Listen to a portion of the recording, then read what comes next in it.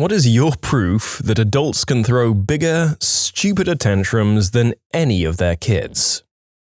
I was at the bookstore Borders with my family. My mum saw a toy car that my little brother liked, so she broke the door on it and then asked the cashier if she could get a discount on it since it was broken. The cashier said she wasn't allowed to give discounts, so my mum called her a stupid fat B-word and stormed out of the store. This is one of the more mild incidents with my mum. Needless to say, I don't talk to her anymore. Okay, one more for those of you asking. As you can probably tell by the first instance, my mum is not a very nice nor a very smart woman. My parents are divorced and we'd see my dad every summer since they lived far apart. One summer, all of us kids decided we wanted to live with our dad, so we floated the idea past mum. She went off on us about being ungrateful, grounded us, took our phones away so we couldn't talk to our dad, and that was that. For a while at least. I used to work as a cashier at a grocery store, and I'd work the express lane, 15 items or less. And turning away people with hundreds of items was nerve-wracking because it wasn't uncommon for grown adults to throw a fit over it. Well, my dad's new wife totally lost her mind because she was going through my dad's phone, and in a group text message between him, me and my brother, and my sister-in-law, I sent some pictures I'd taken while we were on vacation at Disney. We took my mum. It was me, husband, 8-year-old son, my mum, my mother-in-law, and my father-in-law. So naturally, she was in some of the pictures. That started a 6-month period of her hounding me over phone and text and email, threatening me and all around losing her mind. My dad and I no longer talk. So that was fun.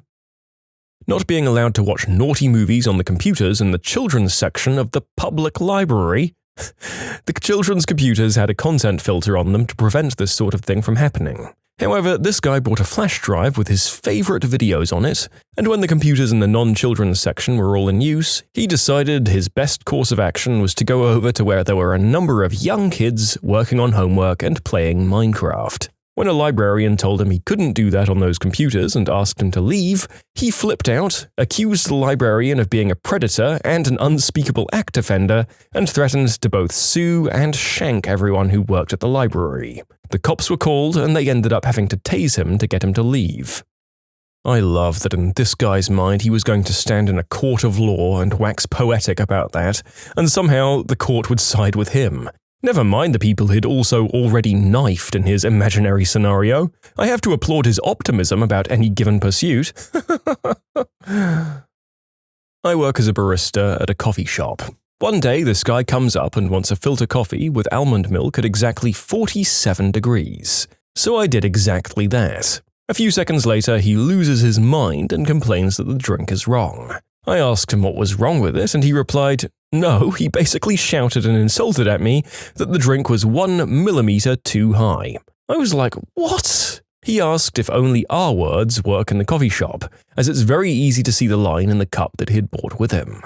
He said this has never happened to him in his life. He feels insulted and so on and so forth. I tried to calm him down, but he insisted I get the manager. My manager came and banned him from entering the store ever again. My grandma is a type 2 diabetic. When she was staying with my family after Hurricane Harvey destroyed her trailer, she got really mad that my stepdad was making healthy meals for her instead of her favorites like fries, pizza, hamburgers, and pasta. My stepdad, being type 2 as well, he said he wasn't going to enable her horrible eating habits and let her slowly kill herself. She's only 59 years old, so it's not like she's 80 and has lived a full life and should stuff her face before she dies. Her stuffing her face is what's going to cause her to die early. Plus, we didn't force her to eat the healthy food. We told her she's welcome to eat what she wants if she buys it herself, but we're not going to be the ones responsible for her worsening health. Literally anything with traffic. In multiple places, honking can basically mean you want to fight. My aunt had a guy get out of the car and start banging her car and screaming because she passed him. I've had people throw their car into park because I honked after realizing they wouldn't look up from their phone after sitting at a green light. Stop being a jerk when someone calls you out for being a terrible driver. A friend once called me, fuming mad because the person working the drive-thru said, "Welcome to fast food restaurant name. Would you like to try our featured item today?" He was furious about it. "Your job is not to tell me what I want. Your job is for me to tell you what I want." He yelled this to me as if he was talking to the employee. The only reason he called me was to complain about the drive-thru employee. I was like, dude, have you never been to a drive-thru before? They almost always do that. Besides, it is part of their job to recommend the featured items to everybody. That employee was almost definitely instructed to do so by their boss and would have gotten in trouble if they didn't. I think you should reevaluate your friend choices.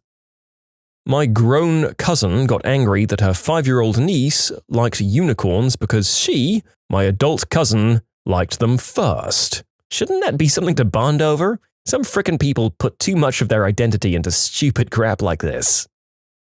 I wouldn't give him a free refill on his popcorn because we'd closed the stand down and thrown it all away already. The security guard had to intervene at one point because he thought the guy was actually going to hit me. My office wore March of Dimes shirts during the month of November. We weren't asking for donations or anything, we were just wearing the shirts. One man started complaining as soon as he saw them, saying that it was ridiculous how much people donate to children's cancer research when so many more adults have cancer. He continued being loud about it and even started engaging other customers. March of Dimes isn't a charity for childhood cancer research, but for babies born prematurely. Not only did he look like an idiot, he also looked like an awful human being. I was getting a tire patch, which is free at the shop that I went to. Another lady behind me in line flipped her lid that her oil change was a whopping 80 cents more than the last time she had been in, an 80-cent increase, and that it had always been that price before. She then insisted, since I wasn't being charged, she shouldn't be either, even though they were two very different services and mine never had a charge to begin with. They offered her an 80 cents discount to match her previous price, because they're not going to argue with them over 80 cents, and she took the discount but was ranting the entire time about preferential treatment. Yada, yada, yada. Expired coupons that weren't redeemable because we no longer had the product.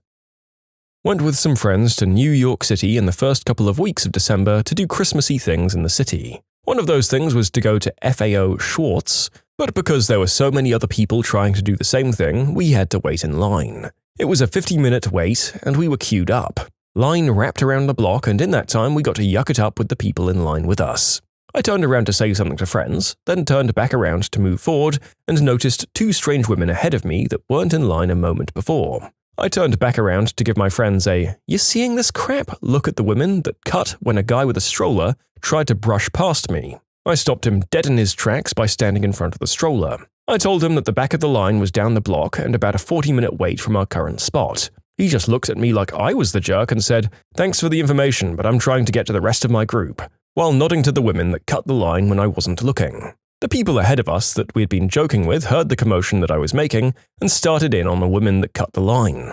The guy was looking angrier and angrier as he kept trying to get past me, and finally the line as a whole managed to get the line cutters to shove off. As the group of line cutters were leaving, the guy looked back at me and shot some colourful comments about the quality of my character and left. Yeah, I don't care that you're upset that I wouldn't let you, your infant, and two women in tow cut the line. Had a mother follow me for days on a university campus when I reported her son for plagiarizing on 3 essays in a row after he had refused to admit that he'd purposefully done so. We're talking full paragraphs linked by Turnitin to specific web pages. She finally confronted me after a few days. I'd noticed her because she was suddenly everywhere I was. She stomped her feet, went into a dramatic monologue in the athletic center foyer about how she'd do anything for her son, questioned my ethics, credentials, belief in God, and was yelling at me about hell when security dragged her out. The moral of the story? Always get them monologuing. There's nothing wrong with being unemployed or having some time on one's hand, but boy oh boy is there like a 50% correlation with this sort of behavior and having the free time to spend entire days away from home following random people and complaining. Bored people can just go insane. Or maybe they're bored because nobody wants to be around them, because they're insane. Friend of mine got seriously hurt off a 50 or more foot ski jump trying to avoid the 6-year-old girl hanging out in the blind landing. My friend was on the ground crying with his broken leg and ribs, and the father of this girl had the audacity to go over, stand over him and start screaming at him about how he could have killed his daughter, the 6-year-old hanging out in a blind spot where professional athletes were training. The mass of the park surrounded this guy quickly and told him they better never see him in a terrain park teaching his daughter how to ski on the landings of massive jumps, and proceeded to escort him and his daughter down the mountain. Frickin' idiot almost got his daughter killed, permanently injured my friend, and then decided to come scream at an injured person who just hurt themselves to save his daughter's life. And before any other skiers call me or my buddy or anyone else out, this was a very secluded and secured area, and somehow this dad and small daughter ducked a ton of fences to go hang out on the landing of a very large jump. There were spotters. Somehow this lovely duo came out of nowhere to go have fun on the landing, and no one really thought to be looking for random little kids breaking into the park. You can submit your own stories to be featured here on the channel. The story submission link is in the description below. Don't forget to subscribe to Am I the Genius? A parent at my childcare center was teed off that I wouldn't let her take another child's boots. She swore up and down that they were her sons, even though they were too big for him and clearly labeled with someone else's name. And by the way, I know the kids in my classes and their siblings' names. This was an only child. We request first and last names on labels on outerwear, and it had another student's name on the inside tag. Common first name, uncommon last name. I found her child's boots for her, same brand, and no label. My mum got so mad she was red in the face. It was about biscuits at a restaurant not being perfect. A flight having to emergency land. A few years back, I was on a flight to Florida when about halfway through, the oxygen masks deployed. Thankfully, we didn't have to use them. The captain made an announcement that there was a problem with cabin pressure and to expect a few minutes of a bumpy ride while he descended to a safe altitude. A man sitting in the row in front of me yelled out, "Oh, come on!" I'd been staring at the back of this man's head through the seat gap for almost all of the flight because he had a rat tail hairstyle, and I hadn't seen anyone with this hairstyle since the early 90s. I was transfixed. Shortly after, the captain came back on the speaker and said we were going to be landing at the closest major airport to change planes and to prepare for landing. Secure your seatbelts and trays and stuff, the usual. Rat tail dude was furious and began loudly ranting to the point 2 flight attendants had to come over to him. In the next 2 minutes, the entire plane learned his life story and the reason he was going to Florida. His wife had cheated on him, and he had met a woman on a dating website. He was going to Tampa to meet her for the first time, and the best part? She's mad because she has to get me from the airport as it is. She barely has enough gas to get to the airport, and now because you people feel like switching planes, she's going to run out of gas waiting for me in the pickup area. The poor flight attendants kept trying to explain to him the plane may have a small leak. It was crucial we land as quickly as possible, and it wouldn't take long to deplane and switch aircraft.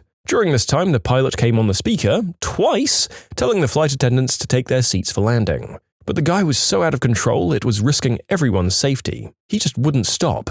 He told the flight attendants, and well everyone, that it was bullcrap, that there was no problem, and that if we could just keep on oxygen masks the entire time if we needed them, that there wouldn't even be an issue. I bet the pilot just has to take a dump and doesn't want to do it on the plane. By now, all of us around him were yelling at him to stop, and one of the flight attendants told him if he continued, he wouldn't ever make it to Florida since he wouldn't be allowed to get on the new plane because he was out of control. Finally, he stopped yelling and the flight attendants were able to get to their seats, but he continued to mutter to himself as the plane landed and we were pulling up to the gate. They kept him on the plane as everyone else was getting off. I was sitting in the airport by the gate with everyone waiting for customer service to tell us more info about getting on the next plane when I saw 2 airport or state police being let onto the jet bridge. Unfortunately, I didn't see him get off the plane as we were moved to a different gate, but it felt really good knowing that this total butthole wouldn't be making it to Florida to meet his internet love. His antics and loud mouth put the flight attendants in danger and stressed out the rest of us in an already tense situation. It amazes me that people like that exist, and that they believe the plane with a potential problem might continue on if you put up enough of a scene. A lot of the movie theaters in my area have converted to a choose a seat when purchasing a ticket model. Guy was trying to buy tickets with his daughter and having an absolute fit because there weren't many good seats left for that time slot, and that this process doesn't allow for spontaneity anymore. I mean, he's not wrong about that, but he was raging at the poor high school kid just doing her job. I worked at an auto parts store for a while. We'd get middle-aged dudes who'd get mad at us for not looking for parts that don't exist for their cars, or for simply asking them to clarify what they're working on. It's incredibly disheartening to see a grown man throw a hissy fit, all because he doesn't know what kind of car he has. Worked customer service at a grocery store. This one woman brings in frickin' boxes and boxes of canned goods and cereal boxes. No receipt. She says she bought them for donations, but forgot. Just for giggles, I scan the item to return, and it is not in our system. I take a look at the cans. Expiration date 2005. It was 2008. I look at the cereal boxes, expiration date 2007. I explain that we can't return her goods because they were purchased a long time ago, and even if I wanted to, they don't scan into the system. And she goes mental, straight screaming about terrible customer service, getting the attention of everyone in the store. My manager comes over and she screams, "He won't return my goods." My manager says to just do it. I tell him to look at the expiration date, and he says to the lady, "I'm sorry, but you can't just clean out your pantry and expect to return expired goods." She yelled some more before storming off and leaving all of her stuff sitting on the counter. To this day, I don't understand how a 40-something adult thought they'd get away with that. It's real interesting how these people still feel entitled to get angry when they're caught out in their obvious scam. Like, you've lost. They know you're dishonest. You're not going to win. Is that reaction desperation? Frustration at people being smarter than they assumed? It's ridiculous. I saw a woman lose her ever-loving mind because Borders wouldn't accept her Barnes & Noble gift card. During the yelling, it became clear that she was aware Barnes & Noble had closed, but she thought Borders was obligated to accept the gift card because it was Christmas, and it would be unfair if her Barnes & Noble card was useless. My father-in-law loses his mind when he can't sit in the front seat. No, he's not super tall, he's 5'10"-ish, and I don't think motion sickness has ever been an issue. He always has to sit up front. Even when his buddies go on their long-distance hunts, he refuses to rotate.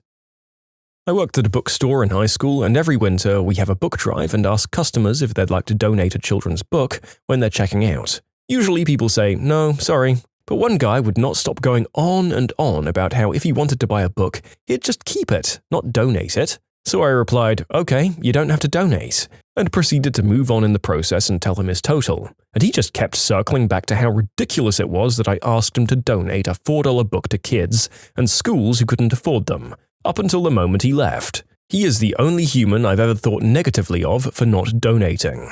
Just so you all know, he wouldn't be donating money, he'd be buying a book, which I put in a bin and is sent to schools and shelters. My nephew is a gymnast, and he's very skilled. I was at one of his compilations award ceremonies to watch him receive a medal and saw a mother, red-faced, screaming from the crowd at my nephew saying, "He's won too many times. You should be kicked out to give the other kids a chance." She then went on to scream long strings of profanity until she was escorted out by security. I was later told by my nephew that her son came up to him not long after and apologized for his mum's behavior.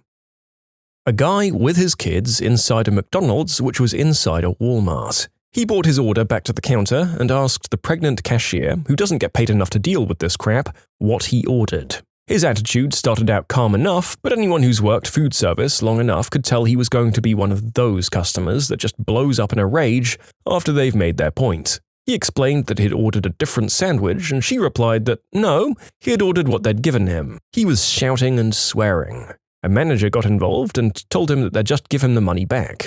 So he took his money back, aggressively of course, and said to his kids in a loud and self-righteous tone, "Come on kids, let's go to our real McDonald's." Bro needed to get over himself. I answer 911 calls. One day we had a fatal car crash happen and had to reroute traffic from the main road to a side road, then back up to the main one. A woman who lives on the side road called 911 asking why there was commercial traffic passing through her residentially zoned home.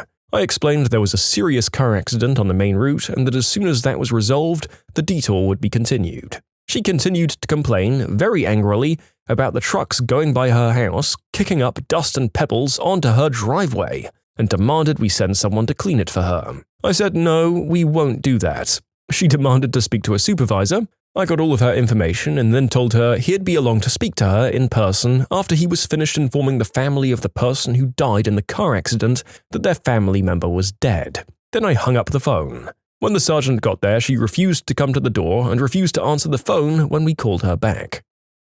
Had a boss who took a trip to the college football championship game. His tickets were like $1,500 each. When he got back, we asked him how his trip went. In a high-pitched whine, he said everything sucked because his nachos were cold. An old boss of mine couldn't open his Kit Kat wrapper, so he headbutted a wall in anger. This was a large office. People are writing to me saying there's more to this, and yes, there is. The guy had real rage issues. One time I witnessed him screaming down the phone at someone because it was a wrong number he had actually called. I haven't seen him in 7 years, but last year he made the local papers because he'd been caught by Dark Justice, who are the UK predator hunters, trying to solicit someone of an inappropriate age online. My mother is currently angry as F at my wife and I for following her advice and getting a dog to help with my anxiety. Why is she angry, you ask? Because we got a big lab. Why is this idiotic? Because she wanted us to get a tiny lapdog, even though her dog hates anything that's its size or smaller. The dog is doing wonders for my anxiety. My mother, not so much. My sister threw a fit and caused a family war when I wouldn't move her belongings out of a dorm that required 2 flights of steep metal stairs. While I was recovering from an ankle and foot injury in a medical boot, she insisted I do it by myself. Not having a specific toy, Hatchimals, in stock at a store I worked at on Christmas Eve in 2017. We got those motherfrickers in almost every day, and they sold out within a couple of hours of being opened without fail. And this witch was having a full-on hissy fit because we ruined her daughter's Christmas. No, Tracy, you ruined her Christmas. It's not our fault we don't have any in stock at 5:30 p.m. the day before Christmas, you frickin' space cadet. How did you catch your spouse cheating without even suspecting anything? Dating this girl a few years back, and I became really good friends with her brother just because he appreciated my help during a difficult time for their family. Their father had abruptly passed away. 2 years into the relationship, the brother contacts me and asks to meet up for coffee and a serious conversation. Apparently, he caught his own sister with another guy, a mutual friend of ours, and this crap had been going on for like a year. As soon as he found out, I was told. I broke up with her. I'm still friends with the brother. Go figure. I came back from a trip 4 hours early. My wife was supposed to be at work still. I opened the front door to see her sitting completely undressed from the waist up on the couch making out with a coworker. He ran out the door and she ran into the bathroom and locked the door. I sat on that couch for about an hour because I couldn't think what else to do. Finally, I just stood up and left so she could come out of the bathroom and put a shirt on. I'd been on the road for work. It was supposed to be 10 days. I got home a day early. I had a friend pick me up at the airport to surprise my wife and 2 kids, 2 years and 8 months old respectively. Walked into my ex and her coffee friend snuggling on the couch with my kids in the same room. I was livid, and of course she denied everything. We split up weeks later. 2 weeks ago, I sent a message to a mutual friend asking to borrow a router. He didn't answer, but no worries, he lives nearby. I'll just stop by and grab it. I pull up to his house and start heading down the driveway. He has a long country driveway, so it's a few seconds before I see my car already there. I was in my company vehicle, by the way. My heart began to sink, but they're friends and business partners, so maybe it's nothing. I got out of my van and looked up to see the other guy shirtless in his bedroom. At this point, my heart is down on my stomach and I'm visibly shaking. I go in and immediately head upstairs. He's alone and now fully clothed. I say, I came to borrow the router. Also, have you seen my wife? The car is here. He then proceeds to give the worst improv I've ever heard. No, she was, here at some point though. Whatever, I knew she was there, I just wanted to hear him admit it. I went down, took the router, and headed back to the van where I finally encountered my wife, undressed from the waist up, trying to sneak around the side of his house. And now, here I am, on the internet, submitting the story of my heartbreak. Oh goddamn, I don't know what's worse, the heartbreak or complete fail at concealing what was going on. I don't know what level of improv you were expecting from the guy though. Shirt-eating lizards invaded and your wife took shelter here. Thank God you're unharmed. I think we just fought them off. I hope you didn't give that router back. Her phone got a text from her friend who was in the kitchen with her. So, I assumed one of them sent it to me, opened her phone to see a man's anatomy. I didn't think her female friend had one of those. Now I'm divorced and just don't trust texts from friends. A wild eggplant has appeared. It was super effective. It destroyed the relationship. I caught my ex thanks to frickin' Pokemon Go of all things. She mentioned Pokemon Go was using lots of her data. I explained that in her settings she could see how much data an app was using. I proceeded to show her and proved to her it wasn't by pointing out Tinder was using much more data. It was sad but also funny the way that it went down. I found my wife's notebook. Written on the first page was a 10-step plan detailing how she was going to leave me for another guy. I turned it into 1 step. I got a new job with a cell phone company. Free phone for me, $15 a month for her. First bill comes in with call detail. She was on the phone an hour a day with this number while supposedly at work. I call, a guy answers. I hang up, I ask her, she lies and said it was a girlfriend of hers. I told her I know she's lying, and I call it again. A guy answers. F you, Brooke. One night, she told me not to come over because she wasn't feeling well. But then my sister wanted this hoodie back that she had borrowed, so I thought I'd stop over with chocolate and a Slurpee. I knocked on her door. She came to the upstairs window with only a blanket wrapped around her. I thought I told you not to come over. My sister needs her hoodie. Who's that? Says some male voice from her bedroom. Ah, I see how it is. I'll, talk to you tomorrow, she says. Probably not. Have a good one. After a week visiting friends in London, England, I flew back to Canada. I was supposed to do something with another group of friends when I got back, but plans fell through, so I drove the 4 hours home to the apartment we shared. She expected me home at 6 p.m. I'd been up for 30 straight hours and I got home at 6 a.m. wanting nothing more than to fall into bed. There was an extra set of feet attached to some jerk when I walked in. Girlfriend ran over her phone by accident and destroyed the screen. She asked me to back up all of her stuff and transfer it to her new Pixel. I used that backup tool that captures all sorts of dirty messages and undressed photos with another guy. We had a linked Apple account. We both had the Find My iPhone app. Figured out what all the late nights at work really were. One of my former co-workers loaded in an SD card with a scanned project file on it. He put it into the conference room PC, and we were treated to very compromising pictures of his wife with another man. We were just stunned. This was in a senior budgetary meeting with the outside accountants and auditors, and he was sitting right there, and we were looking at his wife and another guy going at it. I reached over and shut the projector off. Nobody said anything. He got up and walked out and drove off in his car, left his phone and laptop sitting on the table. He wound up driving to his parents' house 3 states away and was gone for a week. A friend of mine literally walked in on his wife and another guy doing it on their sofa. I guess he yelled, "What the F?" and ran out. Facebook was a real crap show for a few days, and she even had the gall to blame him back. The old, "It's your fault I cheated." Luckily, there were no children in that marriage and not much money to fight over. My dad told me the story a few years back. So, some of my mum's family were visiting from out of town and they'd planned a night at the bingo, which my dad couldn't attend because he was working 6 p.m. to 2 a.m. He finished work early and on his way home, he saw my babysitter on the street. Aren't you meant to be with my kid?" "No, your wife called me at around 8 p.m. saying she wasn't feeling well and that she'd stay at home." My dad drove home, tried the front door, locked, no lights. He entered the house by the basement door, went up the stairs, and heard them a few feet away. My mum and my mum's cousin. 2 years later, he almost left her with me in tow, but stayed so that I could have a normal life. Most of the time, I wish he'd left because he wouldn't have had to work 90 to 100 a week to avoid being home, and I would have been happier. For those who were wondering, my mum had a long-time affair with her cousin, starting before she met my dad. She wasn't happy in the marriage, I think, but my dad was a good catch. Yes, I'm sure he is my dad, because we look so much the same, and yes, they are still together, and after a year of being angry, I decided to let go, because their relationship has nothing to do with me. I'm just sad for both of them. I returned from work on Christmas Eve. We had tickets to a festival which started the day before New Year's Eve, and I couldn't find the tickets anywhere after seeing them the month before.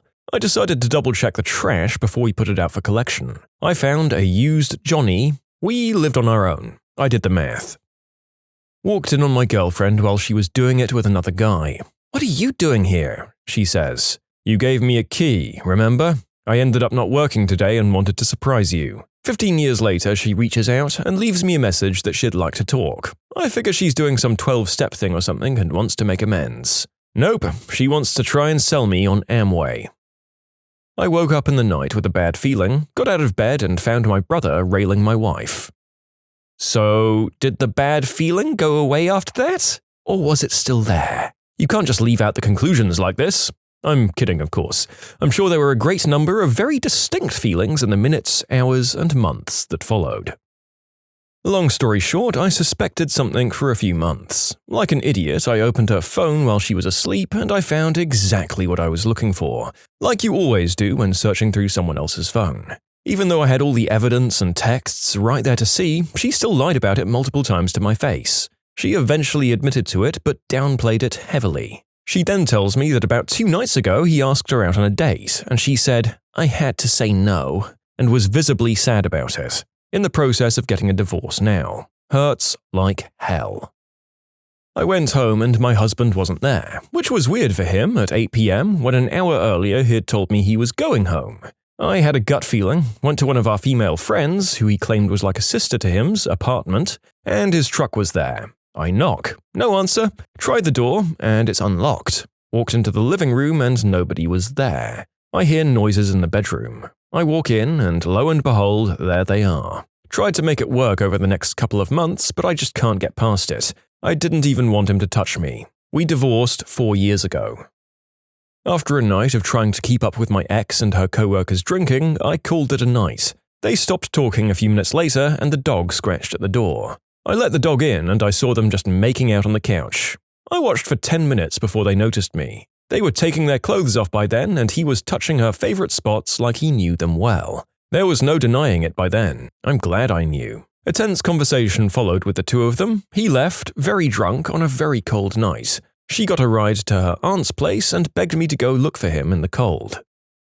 A close friend had an affair with another close friend and got caught because she lost an earring in the bed. After the entire blowout of a friend group and lots of shaming on both of them, she says he committed the unspeakable act on her and everyone was stunned and didn't know what to do. So, to prove that he didn't do that to her, he had to show his wife and the police home security footage of the woman astride him like a horse while he was handcuffed. So, he cheated and was accused of an awful crime and then got to top it off by showing his wife a video of him with another woman. There was a lot of hesitation after her first accusation. We didn't really have the time to process that this lifelong friend of ours was the worst kind of person before it was all thankfully set straight and she started backpedaling. You can submit your own stories to be featured here on the channel. The story submission link is in the description below. And if you want to listen to some vibey music in the background, check out easymode, also linked below, and subscribe. Me and my girlfriend were long distance and she had a habit of going quiet sometimes. She had been texting me for the last few weeks but had made excuses not to come visit. I went to a party that my friend had organized. I met a friend of his who told me he had a new girlfriend. I was surprised he hadn't mentioned her, so I asked who she was. This lady introduced me to my girlfriend. She told everyone that we'd broken up and had been dating my friend for about a month. She didn't bother to tell me. Her phone went off and she asked me what it said. I looked at it and it said, "I want to bend you over and spank you." We were engaged and he had a drinking problem. He was blacked out drunk, accidentally butt-dialed me, and I listened to the whole thing. Only to find out after that it was with a working girl. Not me, but one of my best friends. His girlfriend snuck a guy into their bedroom apartment whilst he was playing Xbox in the living room. I heard the argument through the mic after he heard a noise coming from the bedroom. He kicked her out and continued playing with us. To the people saying my buddy deserved it because he was addicted to video games, I don't know where you got that from. He only plays when there's a bit of spare time. She's just a crap person. After he caught them in the act and kicked her out, he came back onto the mic to tell us what had happened and to get off the game. We encouraged him to stay on and talk everything through with us. We were in different countries at the time and couldn't see him in person because we were worried about him. Their relationship had been a little rocky, but who'd guessed that someone would cheat, especially in the next room? He's a great guy who didn't deserve to have that happen to him. He's now in a healthy relationship with a wonderful lady. Didn't happen to me, but my closest friend growing up. He was making out with his girlfriend in the back of her car, which at the time she only had for a week, and he put his hand on the back of the car somewhere between the back of the headrest and the rear windshield. I guess the opposite of a dashboard? Anyway, he put his hand in a semi-fresh load of someone else's splooge. And her answer was that her gum must have flown out of her mouth and landed back there and then the sun melted it into a splooge-like substance. My first long-term girlfriend and I were going to the same college. I got accepted but had to start the semester after she did, meaning we'd be slightly long distance for a few months. It wasn't too bad because we were only about 2 hours apart, so it was pretty easy for me to visit, but our relationship did struggle a bit. I remember one night I got a phone call from her, and when I picked up it was obvious it was a butt dial. I could hear her talking to some guy, but I couldn't quite make out what they were saying. I called her and she picked up and I asked what was up. She said she was in bed and about to go to sleep. I told her about the butt dial and she said it was her friend Jack, who I met asking to borrow something.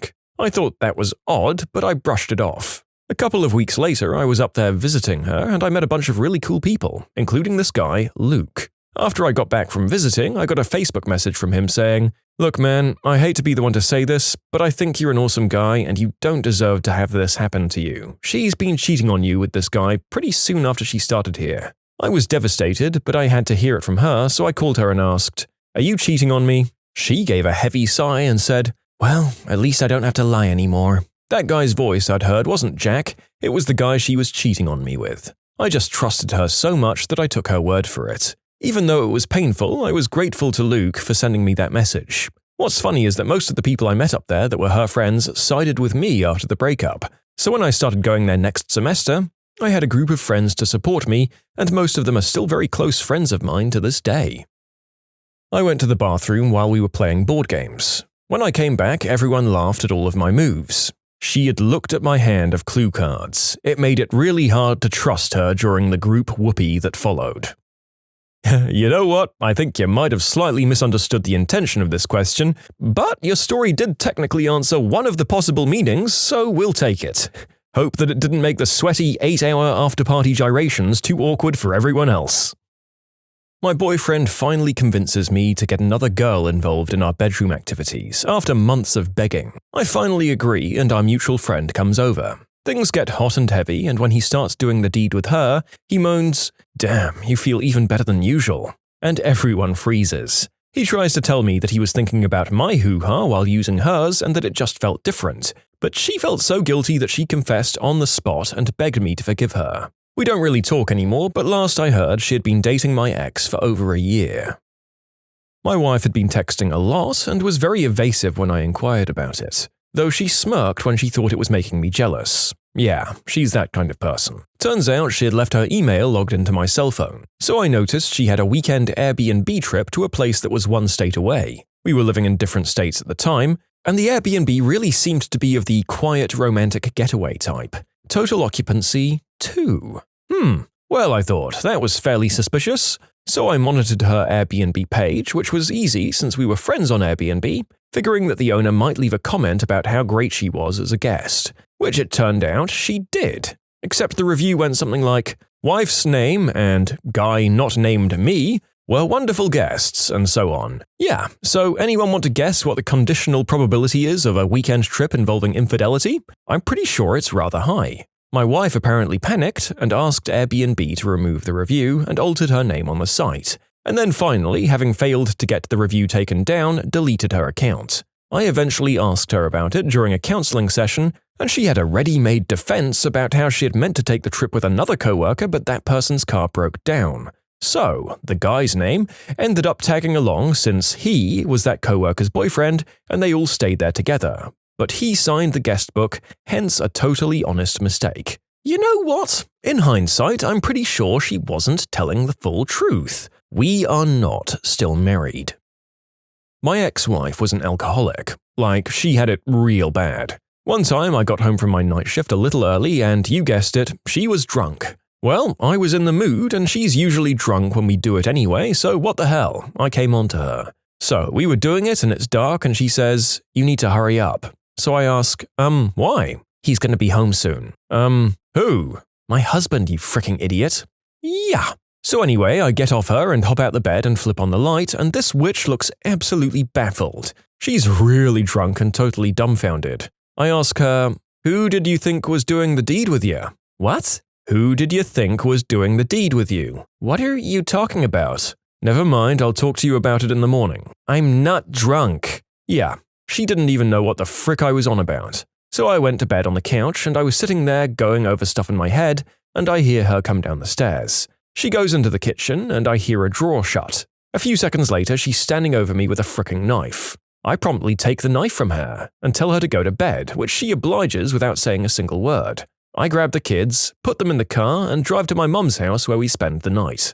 She starts blowing up my phone at 10 a.m., frantic that she doesn't know where the kids are. We have a mini-intervention, she promises to go to AA, I attempt to erase the entire night from my memory, which didn't work obviously, and about a month later she hasn't held up her AA agreement, which has pretty much gone back to her old ways. I come home from work and I see a freaking LA Dodgers hat on my couch. So who was over?" I ask. "Nobody." Are you sure? Yeah. Don't frickin' bullcrap me. Who was over here? Are you calling me a fricking liar? Yeah, I am, because someone left their fricking hat on my fricking couch. At this point, she concocts some stupid story about a neighbor coming over to borrow something. I knew she was lying. At this point, I'd pretty much given up on the marriage, but I didn't know what to do. I was afraid that if I divorced her, she'd somehow get the kids. There was a lot more effed up stuff happening over the next month or so, including her making up a story about Mexicans jumping her, my neighbor calling child protection services, me catching her actually kiss a guy, and 2 junkies admitting to doing the deed with her at the same time. Then one day in July of 2008, I asked her to have a seat. I told her I was filing for divorce. She put up a fight, but I won full custody. I started dating other people, and I've been with my new wife for 9 years now. The end. I found out that my boyfriend, who I dated from ages 15 through 18, had been cheating on me when, upon walking into the apartment he shared with his mother and 2 elementary-aged sisters, the younger sister asked me, "When did you leave?" I asked her, "When was I here?" She responded, "You were here all night. I could hear you talking to him." I'd not been there for 2 days at that point. I asked him what she was talking about, and he blew bubbles for a few minutes before confessing. Good riddance. He changed his phone password. I left it for a few months until something just wasn't sitting right in my gut. I unlocked his phone with my thumb, and I didn't even have to look. There was a messaging app open with a girl he was meeting the next day. I sent him to work without confronting him. I reset passwords through a long chain of emails to finally access the one associated with the messaging app. Lo and behold, he was sending approximately 10,000 emails per year for the last 4 years of our relationship. He was living a whole second life and hiding it from everyone. Our relationship had never appeared stronger, and we'd been seeing a therapist to work on strengthening our communication for 8 months, once a week. Clearly, he was hiding his issues from the therapist as well. At the time, I felt like it ruined my life. I remember thinking very clearly, what did I do to deserve this? And when I thought that, something inside of me just snapped. I calmly went and brought a giant coffee and cardboard boxes. I packed up all of his things before he was home from work and changed the locks. The end. What's the best or worst thing a garbage collector found in the trash? Oh boy, my time to shine.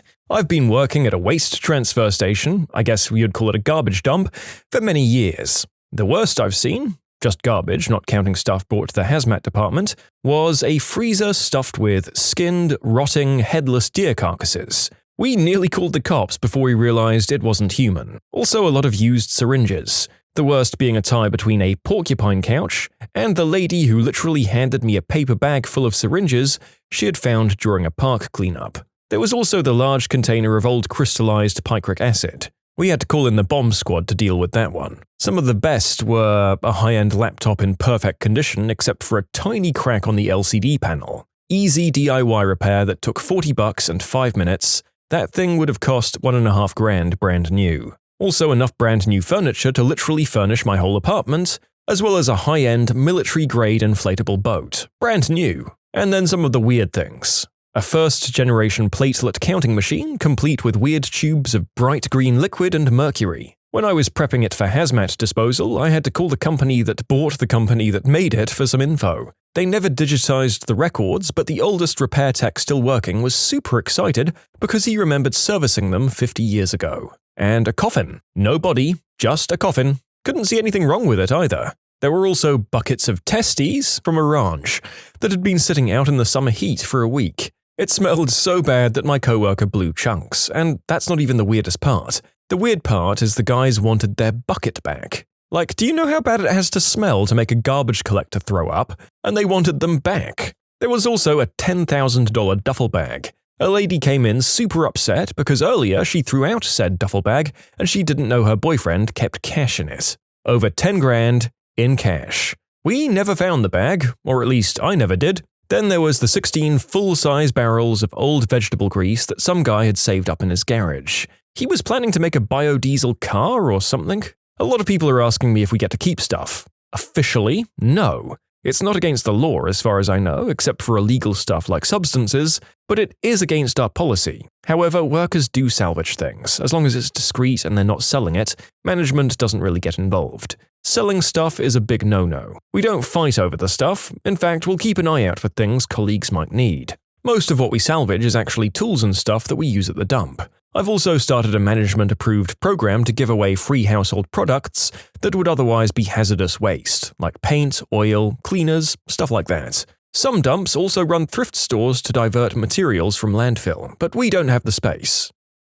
I'm just glad that some people, in what could be a thankless job where you see a lot of wastage, go to so much trouble to try and put some of the stuff back into circulation. Working at a dump seems quite taxing to me, so having the energy to organize all the extra reusing of things seems superhuman, to be honest. My father was a garbage man, who also was a trash collector, and who also did cleanouts for homes and businesses where they'd rip apart the entire building and throw everything out in their dumpsters. He worked on a ton of really massive houses, some worth tens of millions of dollars. One of them was worth 40 million and wasn't even the permanent residence of this family. The best things I got as a kid? Pretty much an unused trampoline with a net and everything, closely followed by a go-kart that my dad's friend was able to fix up and that we used all the time. I lived in a cul-de-sac. And one time he cleaned out a deli that was closing down and we no joke had unlimited Snapples and sodas of every flavor for almost a year. I'd drink the Snapples while out on my trampoline. I used the hell out of all three of those things in my childhood. We sometimes have to do house clearances at work, mostly for dead people with no family and the house is to be sold. Lots of the time, stuff just isn't worth the time it takes to sell it, so we get to keep stuff that's going to be thrown out. I've gotten so much fabric, embroidery thread, all sorts of sewing and dressmaking materials. I'll never have to buy another button in my lifetime. I like to think the old ladies it used to belong to would be glad to know it's going to be used. I was a garbage man for a few years, and on one of those trucks it had a grapple arm that came out at the side of the truck and grabs the bin, lifts, and dumps it. There are 3 cameras on the truck, 2 to see the bin and to help you line it up, grab a hold of it, and then switch to another camera view as you dump the bin out, and you can see the trash fall out. Well, one day I was doing my run, grabbed a trash bin, picked it up, dumped it, and out fall a bunch of mannequin parts. I nearly crapped myself thinking a serial killer dismembered somebody and put them in the trash. In the 80s, I picked up a number of Philips color TVs. I had a few, so fixing them was just a question of swapping parts. I then sold them cheaply or gave them away to fellow students. My father was a garbage man when I was born. I don't remember because I was like 3 months old, but my first dog was in the trash. My dad stopped, picked up a box and heard something shuffling around in the inside, and there were 2 puppies. My dad kept one and the driver kept the other. They were brother and sister, my dad assumed, and he kept the male and named him Jasper. Jasper was my best friend growing up. I had him for 13 years, and my dad tells me the job was worth it just for that dog. He called the police and animal control on the residents, but doesn't know what happened after that. All I know is I'm 37 and I still love that dog so much. I'm so thankful my dad saved him and his sister. My little brother was emptying out a client's basement and everything was going to be thrown away, so my brother was told to keep anything he wanted. He saw a nice-looking bike and took it. Turns out it was a Dahunmu P8 30th Anniversary Limited Edition and in perfect condition. From what I found on it, it goes for over $4,000.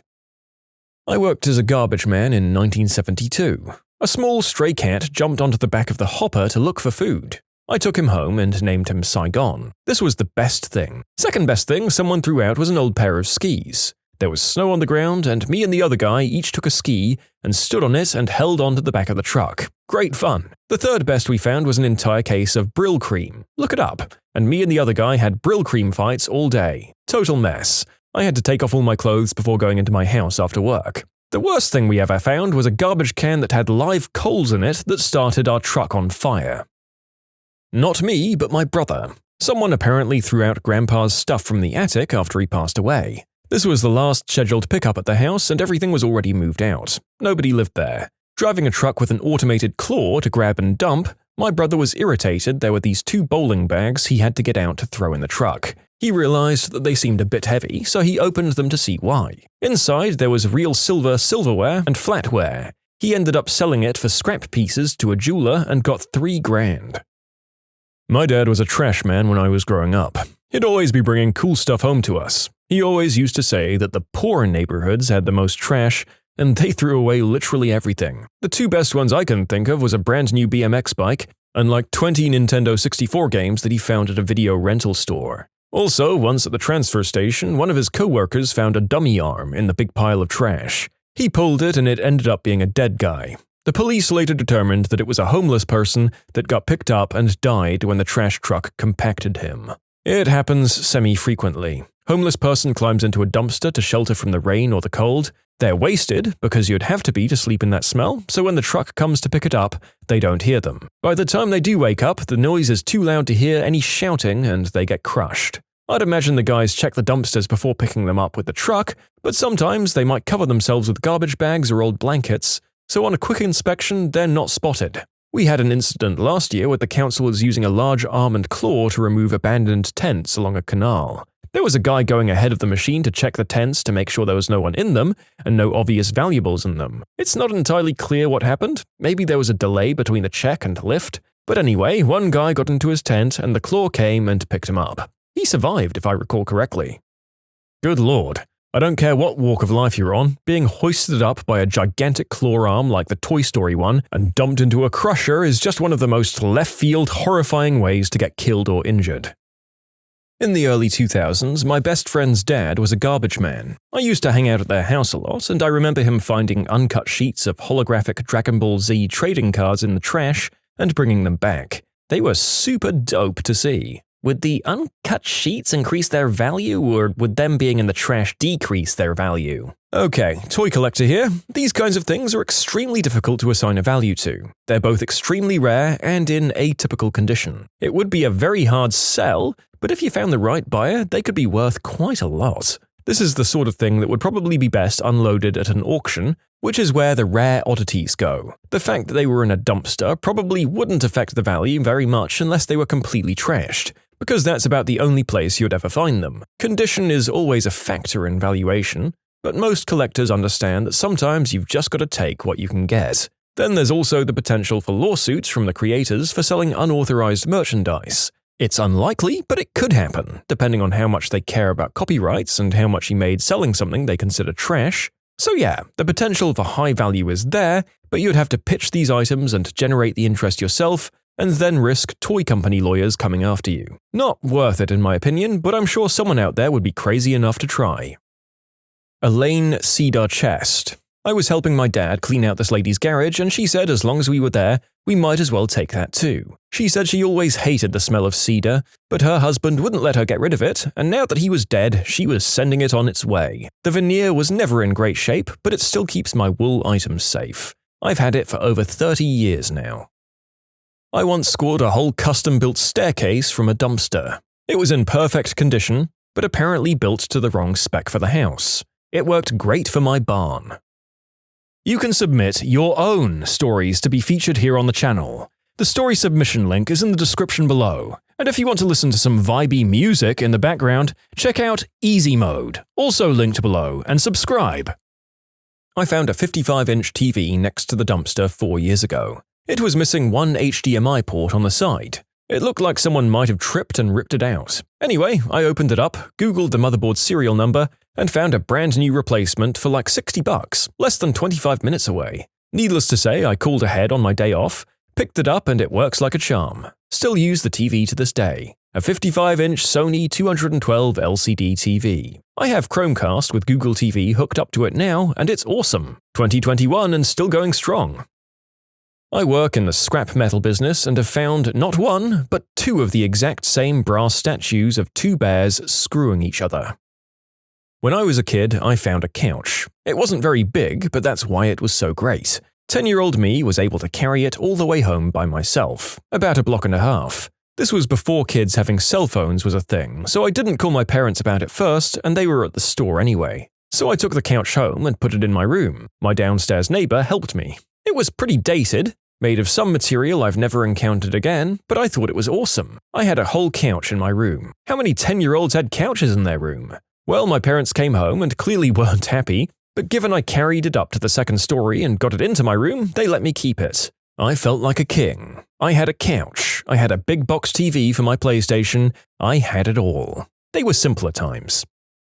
My friend found a PlayStation 4 in excellent condition and a brand new controller still in the box at the dump.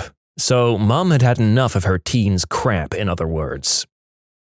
I live in a large apartment complex. I could have furnished multiple apartments with all the stuff that gets thrown out here, and I've partially furnished mine. But the best thing I've seen in the pile was one of those grandfather clocks you can make from a kit. It still looks very nice, but it needed some fixing to get it running again.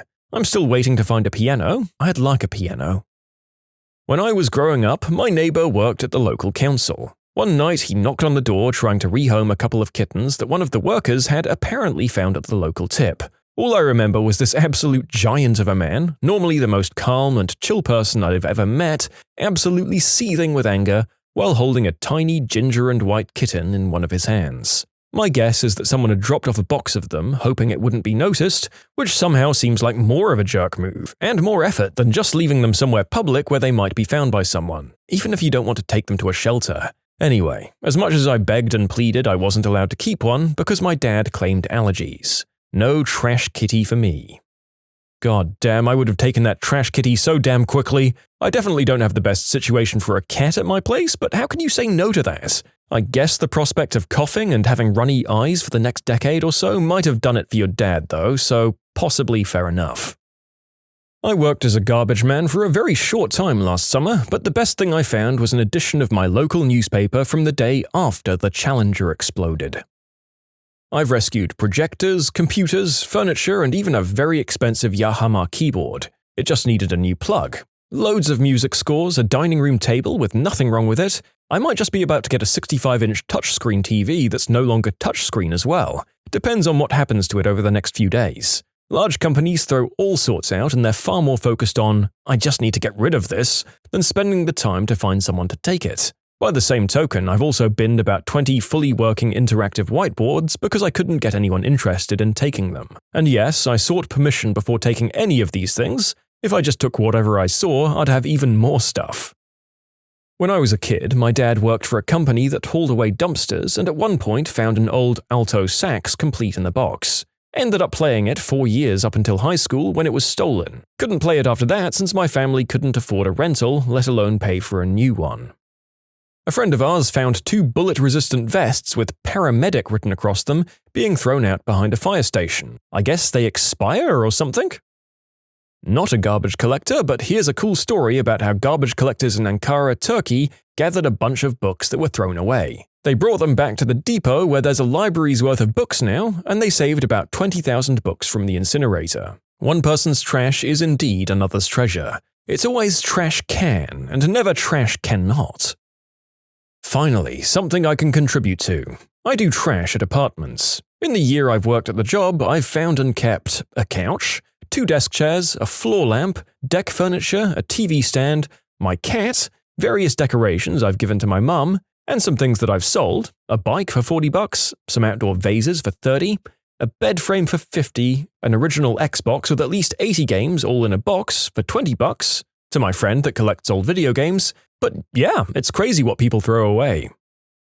Once I found a perfectly good stationary bike that my neighbors threw out that I cleaned up and then used for years. I can't believe that this day only comes 52 times a year. Before I was born, my mother found a huge painting of mushrooms. It's blue and yellow, and I'm certain I've seen parts of it glow in the dark. And it's one of the most beautiful things I've ever seen, and my description gives it no justice. My uncle was, and still is, a garbage man and found a fully boxed Power Rangers Megazord toy. I don't remember which season or what, but it had just been previously opened and all of the parts and such were still inside. I don't remember if they sold it off or what, but it was super cool to see. A part of me feels like maybe a collector tossed their boxes away and mistakenly threw the whole figure with it, or some kid's parents ditched it while cleaning up on a birthday or Christmas. I don't know, but it feels bad. I just wanted to say that the garbage people are severely underrated. In movies, they're shown as people with no aspirations at all, but if no one did that job, the streets would be very dirty, and that's not good, so to all the garbage people who see this, thank you. And for those of you interested, apparently it's a good job with decent benefits. I found a cardboard cutout from the Mr. and Mrs. Smith movie release from when it was in theaters. I put Mr. Smith on one side of the truck and Mrs. Smith on the other. I got a few fun honks going down the road with a gorgeous Angelina Jolie on the back of a trash truck. Ah yes, drive along proudly displaying memorabilia of that solid 5 out of 10 movie that started the whole Brangelina drama of the 2000s. God, I'm old. One time, my brother, who was working as a garbage man at the time, brought me back a brand new Nintendo DS for my birthday. I don't know, he really lucked out into that one. I worked at a garbage plant building new trash silos, and all I got was Weil's disease, leptospirosis, from the rat pee in the garbage. I was ill for weeks. Living near an expensive college, you wouldn't believe the crap that kids chuck when they're in a hurry to move out. A few springs ago, I found a very nice Banana Republic brown leather jacket with spew or soup on the sleeve. I wiped it down with Armor All, vacuumed the crumbs from the pockets, and sold it for $125 that night. My best haul was a nightclub that had a minor fire on their outdoor deck, and they just decided to gut and remodel the whole place. I pulled from the dumpster 3 preamps, 2 300-watt stage speakers, and a guitar amp. I sold everything for more than $500 the next weekend. We have a good friend who garbage picks. He's done so for quite a while now as a hobby. For years, he was the ski fairy. We have 4 kids, and they run through kids' skis, boards, poles, boots, masks, like crazy, as all kids do as they grow. He and his wife and son all skied, and he'd pick up good stuff when he saw it on his rounds. Every so often, we'd pull into the drive, and leaning against the garage would be skis or boots or other equipment that he thought might work for one or more of the kids. The ski fairy made a delivery. He's found lots of nice things and more valuable stuff, but still, my favorite story is his finding money. Change. Not like $6 in a drawer or box, just buckets of metal coins. $780 or so. Not mistakenly thrown out, placed with garbage. And $780 in change is heavy. No mistake of it being tossed. I guess it wasn't worth counting. Garbage men and pickup artists should swap titles, honestly. When people drop off their stuff at the municipal recycling center, they sort out stuff that looks good and sell it for cheap at a sort of thrift shop. That's how I got my Gaggia Paros coffee machine for €8. After thorough cleaning and getting new parts for another €50, it was good to go. If you buy them used, they go for around $200. Something comparable and new costs about $600. Someone dumped a 6x3 patch of drooping agapanthus on the side of the road. I managed to get that into the back of a Rhino ATV to get it home. I sawed that monstrosity into like 18 patches, most lining my yard and some potted. I was so excited, it really helps getting me started into gardening. Now I'm propagating bird of paradise, jade, and some other plants I don't know the name of. I also potted 2 ash tree seedlings for future transplants, but I might try to bonsai one. I once found a Hohner Arbor Series Telecaster electric guitar in the trash. I had someone fix it up, and it plays like a gosh darn dream. James Franco's handwritten poetry. Franco was getting his master's in fine arts at my school, where I did work-study on the garbage and recycling crew. Lots of great and hilarious finds, but that's the most memorable. 1994 Mills hand grenade that someone had thrown out. Did it work? Only once. I worked on the tractors at our local landfill sometimes. The first time I was out there, I saw an operator pull out a 50-pound bag of dog food and a pack of cupcakes out of the pile. I asked him what he could possibly want with those, and he looked at me like I was an idiot and said, "What? Something for the dog and something for me." Then he leaned up against the tracks and ate one of those cupcakes. What secrets can you spill now that an NDA has finally expired? I worked for Equifax 20-something years ago. We were doing things with your data that we were not supposed to do. I know this is going to come as a great shock to a lot of people.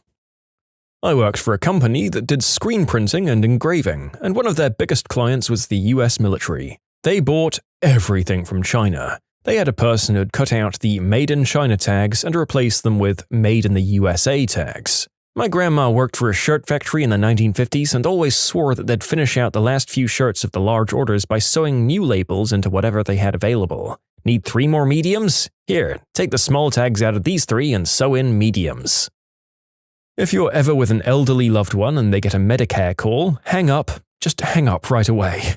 I've worked at a company in downtown Chicago this last year, and they were absolute slimeballs. All of these young agents scamming old people, promising something about this new upgrade to their insurance, when they're really just taking them off their plan. A lot of these people had Alzheimer's, and we'd get POAs calling in saying that we took their mother or father or aunt off a plan and now they can't get back on their plan for an entire year. I finally quit because it was so horrific what we had to do to our elders to get a paycheck. I personally tried to do everything I could to not be slimy, but at the end of the day the whole job was effed. I took a man off his plan and I was going to have him start a new one the following month. He didn't have his medication list on him, so told me he'd email it to me. He finally emails me a list of at least 20 medications. One of these, that was covered for like $20 on his plan, would literally go up thousands of dollars on the plan I put him on. I called him back and spent 2 hours cancelling what we'd signed him up for. I still feel horrible to this day. Imagine if he forgot to send me that list of medication. Listen to me. As a past Medicare advisor, do not let your parents or grandparents take these calls.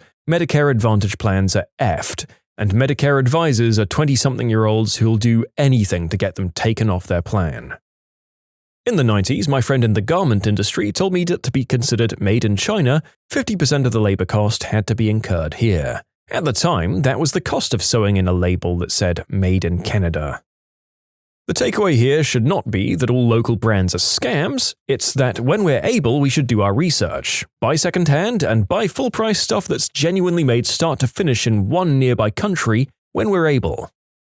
Even if you walk away with nothing on Who Wants to Be a Millionaire, you still get money for doing the show in the first place. I'd say the other positive thing is how much all of the producers pushed that they really wanted us to win, and really wanted someone to get the million. They weren't out to screw contestants. Actually, they gave us training with past contestant appearances of how not to screw up your chances. I worked for a company that audited medical bills and looked for stuff that wasn't charged. If you weren't billed for something, they'd try to collect on it and get a share of that. If you were billed for something and shouldn't have been, well, sucks to be you, moving on, no refunds. When I worked for state IT, we weren't supposed to provide details of what hardware was being used or operating systems. In the 90s, I took on an old server, souped it up, put Linux on it to run our networks. This was pretty radical at the time because everyone else was using something proprietary like NetWare, and I was able to deliver services for free, like email and Samba, that they were paying out the nose for. The NDA wasn't about security, it was about keeping how much money they were wasting under wraps. Never open a document with DocuSign on your phone. We took every piece of data we could get our hands on. Well, frick! My company has been pushing for us using DocuSign for our clients ever since the pandemic started as a way to help clients be more flexible. This is, upsetting, to say the least.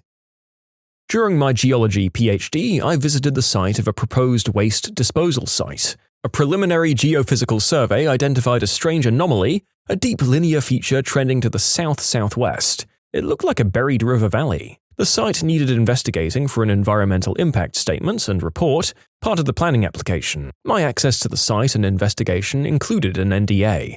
I couldn't publish anything about it until after the rubbish dump was built and a 5-year stay was put on my thesis. Access was restricted to only a few people. My PhD supervisor also thought that the anomaly was an ancient buried river valley, perhaps a few million years old. This is exactly what the people who wanted to build the rubbish dump wanted to hear, as they absolutely couldn't put a rubbish dump over or near a karst feature, like dissolved limestone. Contamination could leak into the groundwater that way. We drilled into the center of the anomaly in 2003.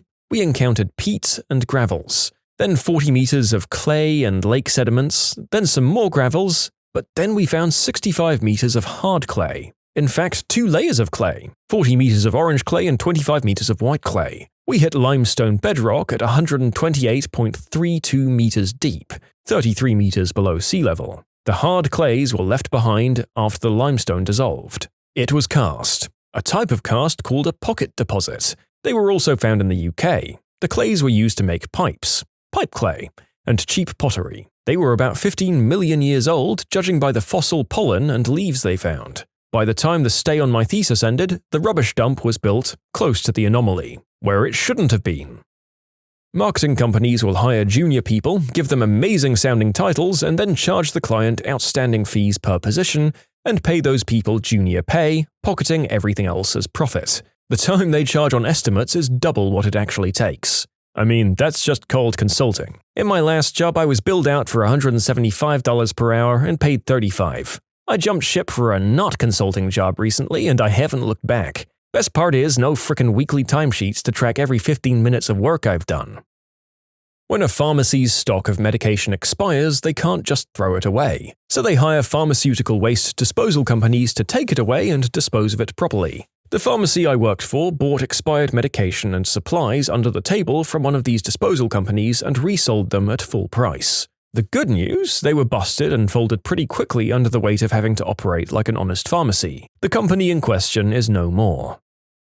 Part of Amazon's associate training is literally how to lie when asked certain questions, and there was a social part of the contract that discouraged speaking poorly about Amazon with friends and on social media. You know, I don't think there are many companies you can work at, speak ill of publicly, and not get fired if found out.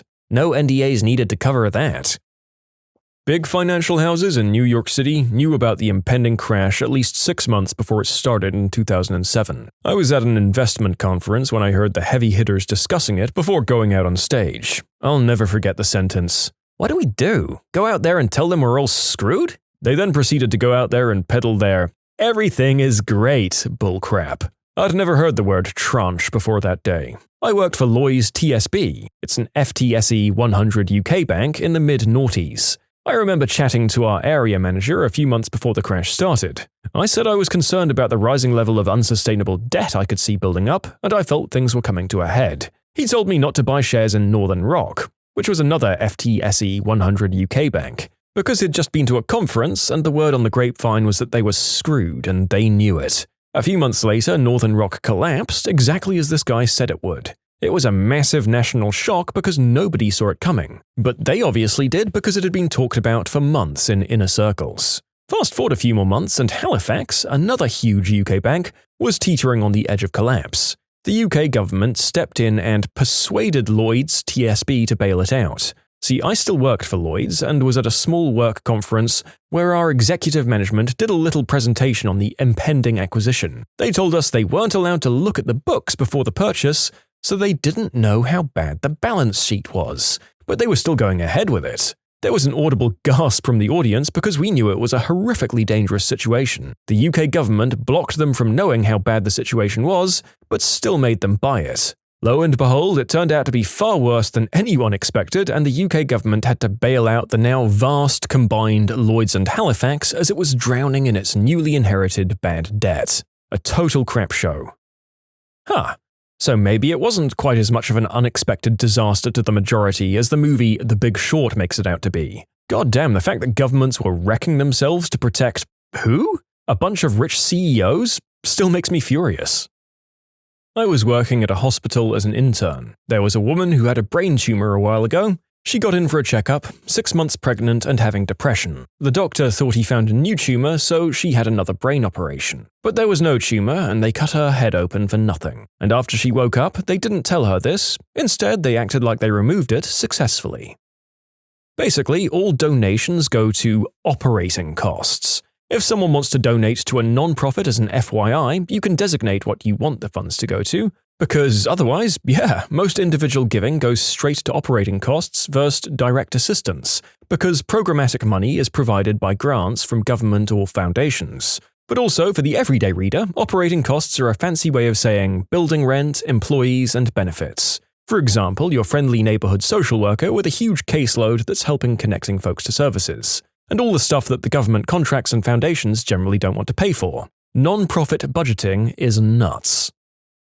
Not quite an NDA, but a contract of non-competition, and we had to sign that we wouldn't discuss the recipes with other restaurants. That being said, mayonnaise. So much gosh darn mayonnaise. Even in other kitchens I've worked with, the amount of mayonnaise is unholy. All of the success the business I worked for had actually come from books taken out of the house of a deceased dementia patient that the owner cared for in the 90s. The owner just executed the plan, and the books are still on property in a safe, hidden in a wall behind the owner's husband's weapon safe in the building only accessible by the janitors and family. Also, the delivery guy is next in line for the business, not the daughters. Corporate Green Herb is a greenwashing Walmart-modeled business that pays awfully and treats its employees like a never-ending replaceable resource. The turnover rate in the Mary J industry is astronomical. Yeah, from a friend of mine. Went from grower to grower like 5 times in a couple of years. His bosses were all frat bros and took Green Herb constantly. Most of them had lavish cars and suits, watches, etc. Paid the lower employees crap. Pretty much the standard Instagram influencer, and by lower employees I mean everyone but the few higher-ups. He built and maintained irrigation systems and was treated like he was disposable. As soon as he finished building the systems, of course. You can submit your own stories to be featured here on the channel. The story submission link is in the description below. And if you want to listen to some vibey music in the background, check out easymode, also linked below, and subscribe. I did data entry for a lifestyle seminar company. Names, email, home addresses, credit card numbers, all being handled by underpaid, over-caffeinated college students. You do the math. I worked in the auto industry for a respected and highly ranked luxury brand. As a manager, we learned from corporate to teach the employees how to solicit a positive review, or more importantly, how to dissuade a negative review. We were using tactics that are beyond immoral and borderline illegal. A personal favorite was having to meet with a disgruntled customer, personally accept all the blame for whatever shortcoming, real or imagined, and tell them that the negative review will only affect the low-level employee that was in their corner the whole time. Then offer them some freebies and excuse myself so the other employee could apologize.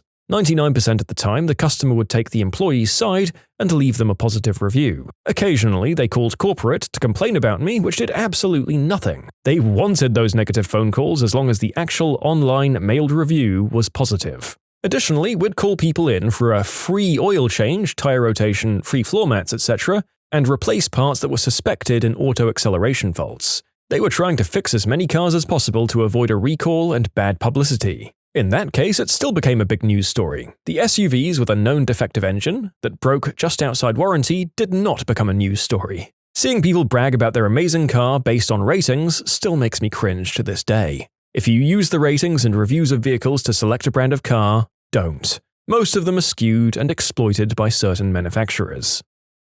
This probably isn't going to surprise anyone, but I've worked and still do in advertising. I'm still limited to how much I can reveal, and I won't be naming any names. But around the early 2010s, we were developing technology focusing on hyper-localization. We already had access to a plethora of devices because we had personally developed mobile apps for some very big and household name companies. We also had our SDK in millions of devices via other apps. We tested out our tech in Vegas on the Strip. We wanted to see if we could easily communicate with the devices without raising any alarms for the user or the app developer, assuming we didn't want to share the tech with them. We were able to do so with ease as we tested by sending them push notifications. As you can tell, none of this involved permissions from anyone involved. Our goal was to localize customers to the portion of the aisle that they were in. So if they're in aisle 7 of Ralph's, we know that the middle of the aisle is selling cereal, so we'll immediately send a notification on some cereal sale. We find this very creepy right now because the average customer has become wary of being monitored, but of course to us or any advertiser, the user is just a number. Nobody is ever actually interested in finding your deep dark secrets. Before they could go much further in this tech, I left the company for a better opportunity. I don't know what they're doing now, but they're still in business and they've expanded. I was one of only a handful of people briefly considered for the male voice of Apple iPhone's Siri. The baby bunnies who don't get adopted are fed to the python. I work in finance. I knew about the Nintendo theme park at Universal Studios before it was announced. I also got to see a lot of the animatronics get created. My favorite was the piranha plant. The computer doesn't tell me your rates. Your rates are determined by my mood that day and whether or not you complimented my shirt. Haha, I think a lot of us know this one at least. Anyone who's actually really negotiated on their first mortgage and shopped around a bit can probably attest to how flexible it can be.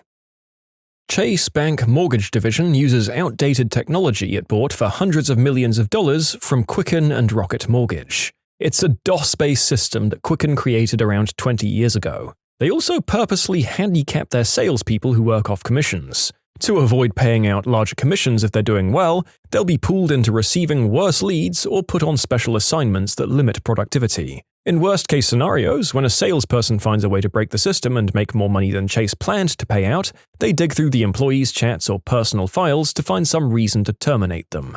Chase also promotes internally to inflate their number of higher-level positions held by minorities. Sounds great on the surface, but they do so artificially. Typically, positions are filled by recruiting HR. But whenever they want to bump the numbers, they open a position that only inclusion candidates can apply for. Inclusion candidates are code for non-white or disabled. These positions are usually for low-level management who they can cut in the near future. Oh, and they give blatant preferential treatment to employees with children to avoid lawsuits. They lost a big one a few years back over fathers getting equal maternity leave time. Most green herb growers, like some of the biggest companies in the world, mix their strains together regardless of policy or SOP, because people are stupid and upper management doesn't give a crap. Stems, seeds, they don't give a flying F about what makes it to the end of the line. They only care about money, not product. That's a you problem as the consumer. A new company took over a contract I'd worked on and sent everyone an email on Monday morning saying we had until Friday to accept a 20% pay cut or Friday would be our last day. I was a team lead. I'd been part of the committee that hired every person on my team. My team asked if I was staying. I told them it was a big pay cut and I understood if they left, and I'd be happy to write them a letter of recommendation. They all stayed. I was under an NDA that precluded me from telling them that there were about 5 of us out of the 50 that all kept our previous pay rate. They obviously assumed that I was taking a pay cut with them by staying. I'm pretty sure my NDA wouldn't hold up in court, but I didn't know that at the time. I felt sleazy as frick to treat my guys that way. Reality shows are fake and staged with actors. Maybe it's not obvious to most, but some people still believe that they're real. I auditioned for one a few years back.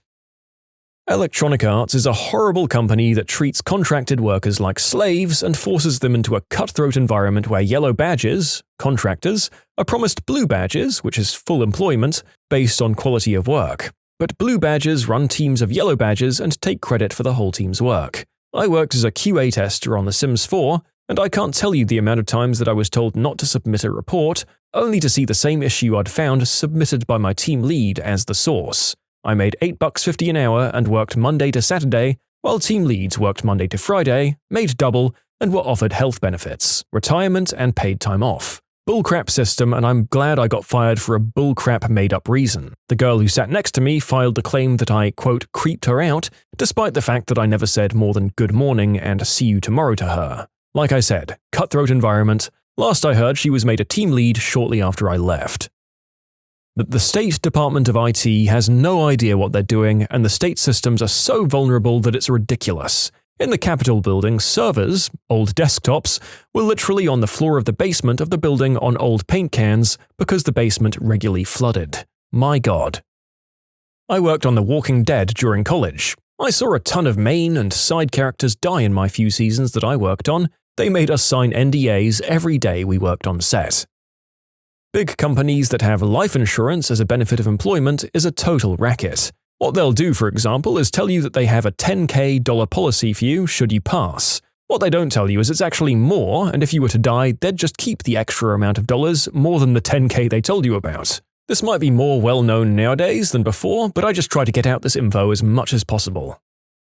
I boxed up the first batch of Nokia Lumia smartphones. They were delivered in a blacked-out van with a convoy. All of the work our company did was supervised by armed guards.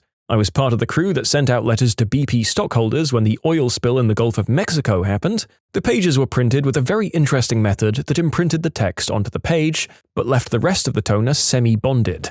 So the page came out completely blank off the printer, straight into an envelope with a special label that was printed out similarly. They were collected by a different blacked-out van. I saw all the specs and diagrams 2010 for the 2014 release of the Land Rover Discover and Range Rover Sport, including detailed engine breakdowns. I still have the book somewhere, as well as like 5 or 6 4GB USB brackets that were packaged with them.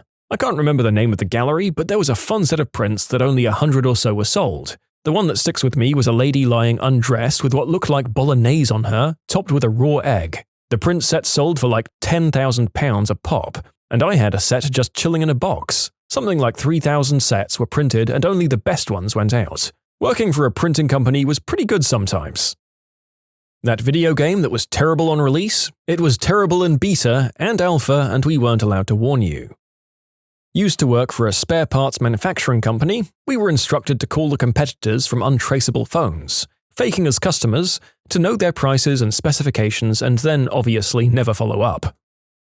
Not a flood forecaster, but I did weather stuff for government and saw the potential for a massive flood that the flood forecasters were completely ignoring. My supervisor called them into a meeting, we showed them the data, and they were so clueless that they didn't even know which watershed would potentially be affected. I literally had to make a custom map that explained it in black and white. Once reality dawned on them, they got real quiet, left the room. A major flood forecast was issued something like 2 days later. Ended up costing the taxpayers over $500 million, made worse because they weren't prepared. A flood review was later done. My help was never acknowledged. They blamed bad data and a lack of staff for not being prepared.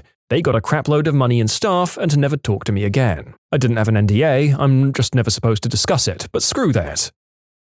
I worked for a publicly traded company in the late 2000s. They had one PC running Windows 95 and Access 97. That was a very important database. Without it, the company couldn't run its monthly and quarterly accounting procedures. The head of IT didn't know how to upgrade the database. That company's long gone.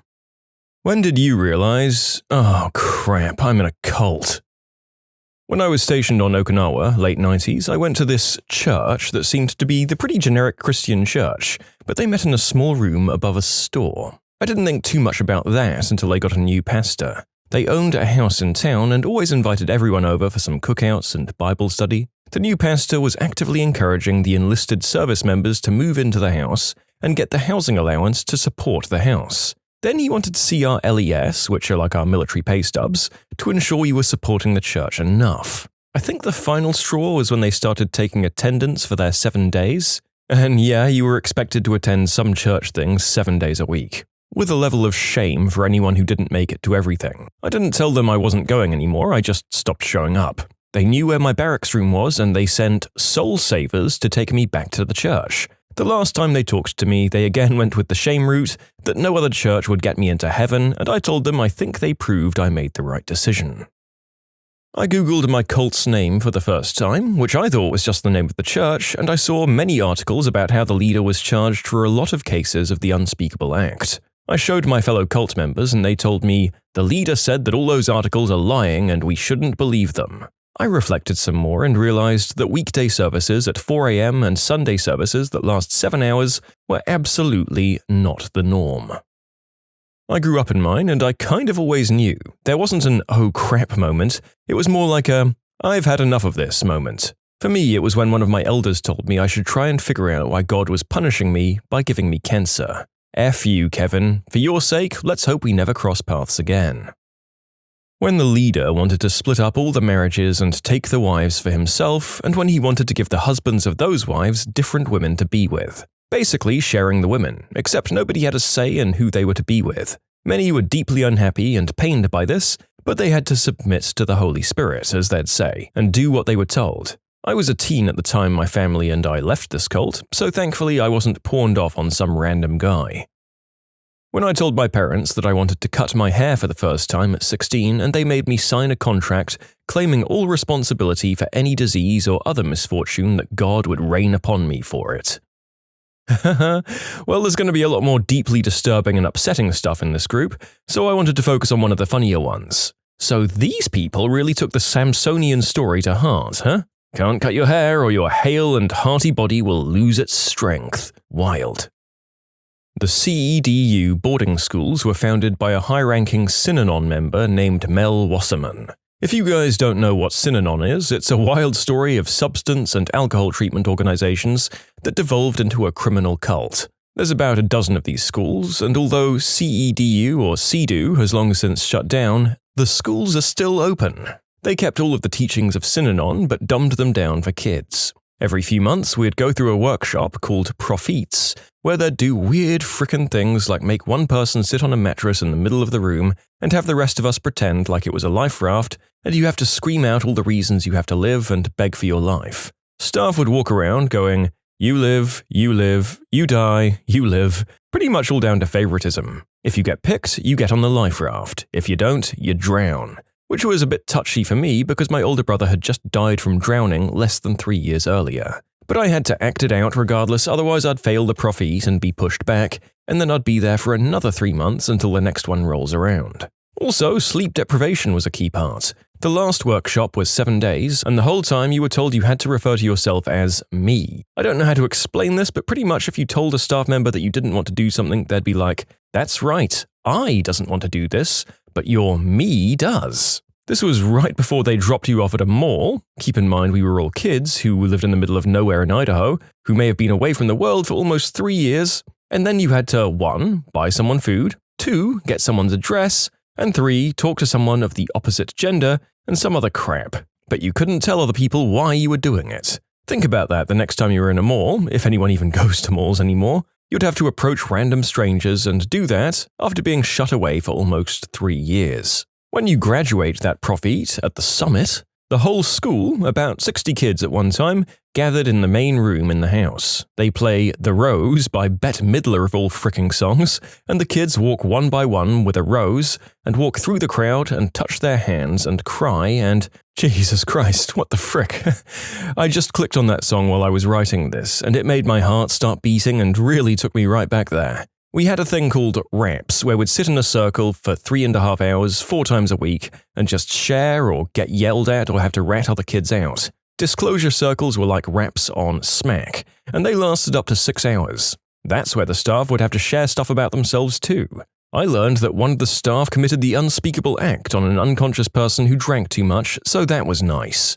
None of the staff there had any kind of certification or degree or was qualified to teach therapy to kids. I don't even think you had to have a high school diploma, and this was North Idaho in the middle of the frickin' woods. At the end of the 5th profit, staff and your friends would hold you down as you struggled to get up, and it would give you this weightless feeling, and then they held you up to a light afterwards. That was your rebirth as you shed your shadow self away. You looked back at your shadow and told it goodbye, then it was someone else's turn. The shadow self is something that was connected to the first profit. You had to draw an ugly image of yourself, and then face a wall and stare at it. Also, during that final profit, you had to put your head down between your legs and scream out confessions at the floor. If you couldn't think of anything, you just had to scream at the top of your lungs. There were only about 14 kids to a peer group, so imagine a room of 14 to 7-year-olds just screaming, crying, and yelling out the most horrible things that had happened to them while staff paced around them, making sure they did a good job.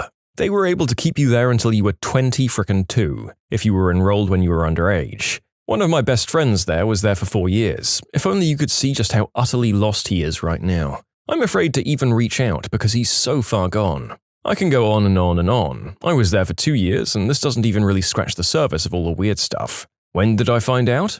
Like 10 years later when I really started thinking about it. It all felt totally normal. And to all the Sea-Doo kids listening to this, I'm sorry, you were in a cult. Just really take the time to think about it. All the weird sayings, the agreements, the smoosh piles, the bands, the raps, the jumpsuits, the repetitive music, the scrolls, the workshops, the monitored phone calls and the mandatory positivity letters, the outlets, the peace talks, the inner circles, all of it. This was all Synanon. That's not even including the profits, my guys. I still have my profit journal around here somewhere.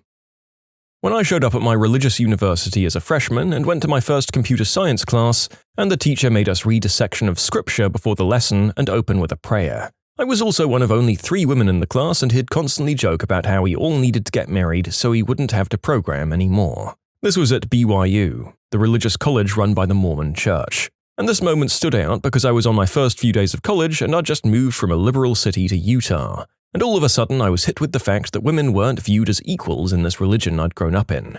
The professors would talk about how women were taking up seats that could go to men who needed to support their families, and how our educations would be a waste because we'd all drop out and have kids anyway. Joke's on them. I finished my degree at a different university, and I've been working as a software engineer at a Big 3 tech company for a few months now. When I was threatened with their version of excommunication, which also involved disowning by my family for the great sin of wanting to go to university. Yep. Can't have people going to get educated and developing mechanisms for thinking independently, can we? Better nip that right in the bud. Classic churchy cult. Don't remember thou shalt not attend higher education and attend keg parties being a thing in the Old Testament.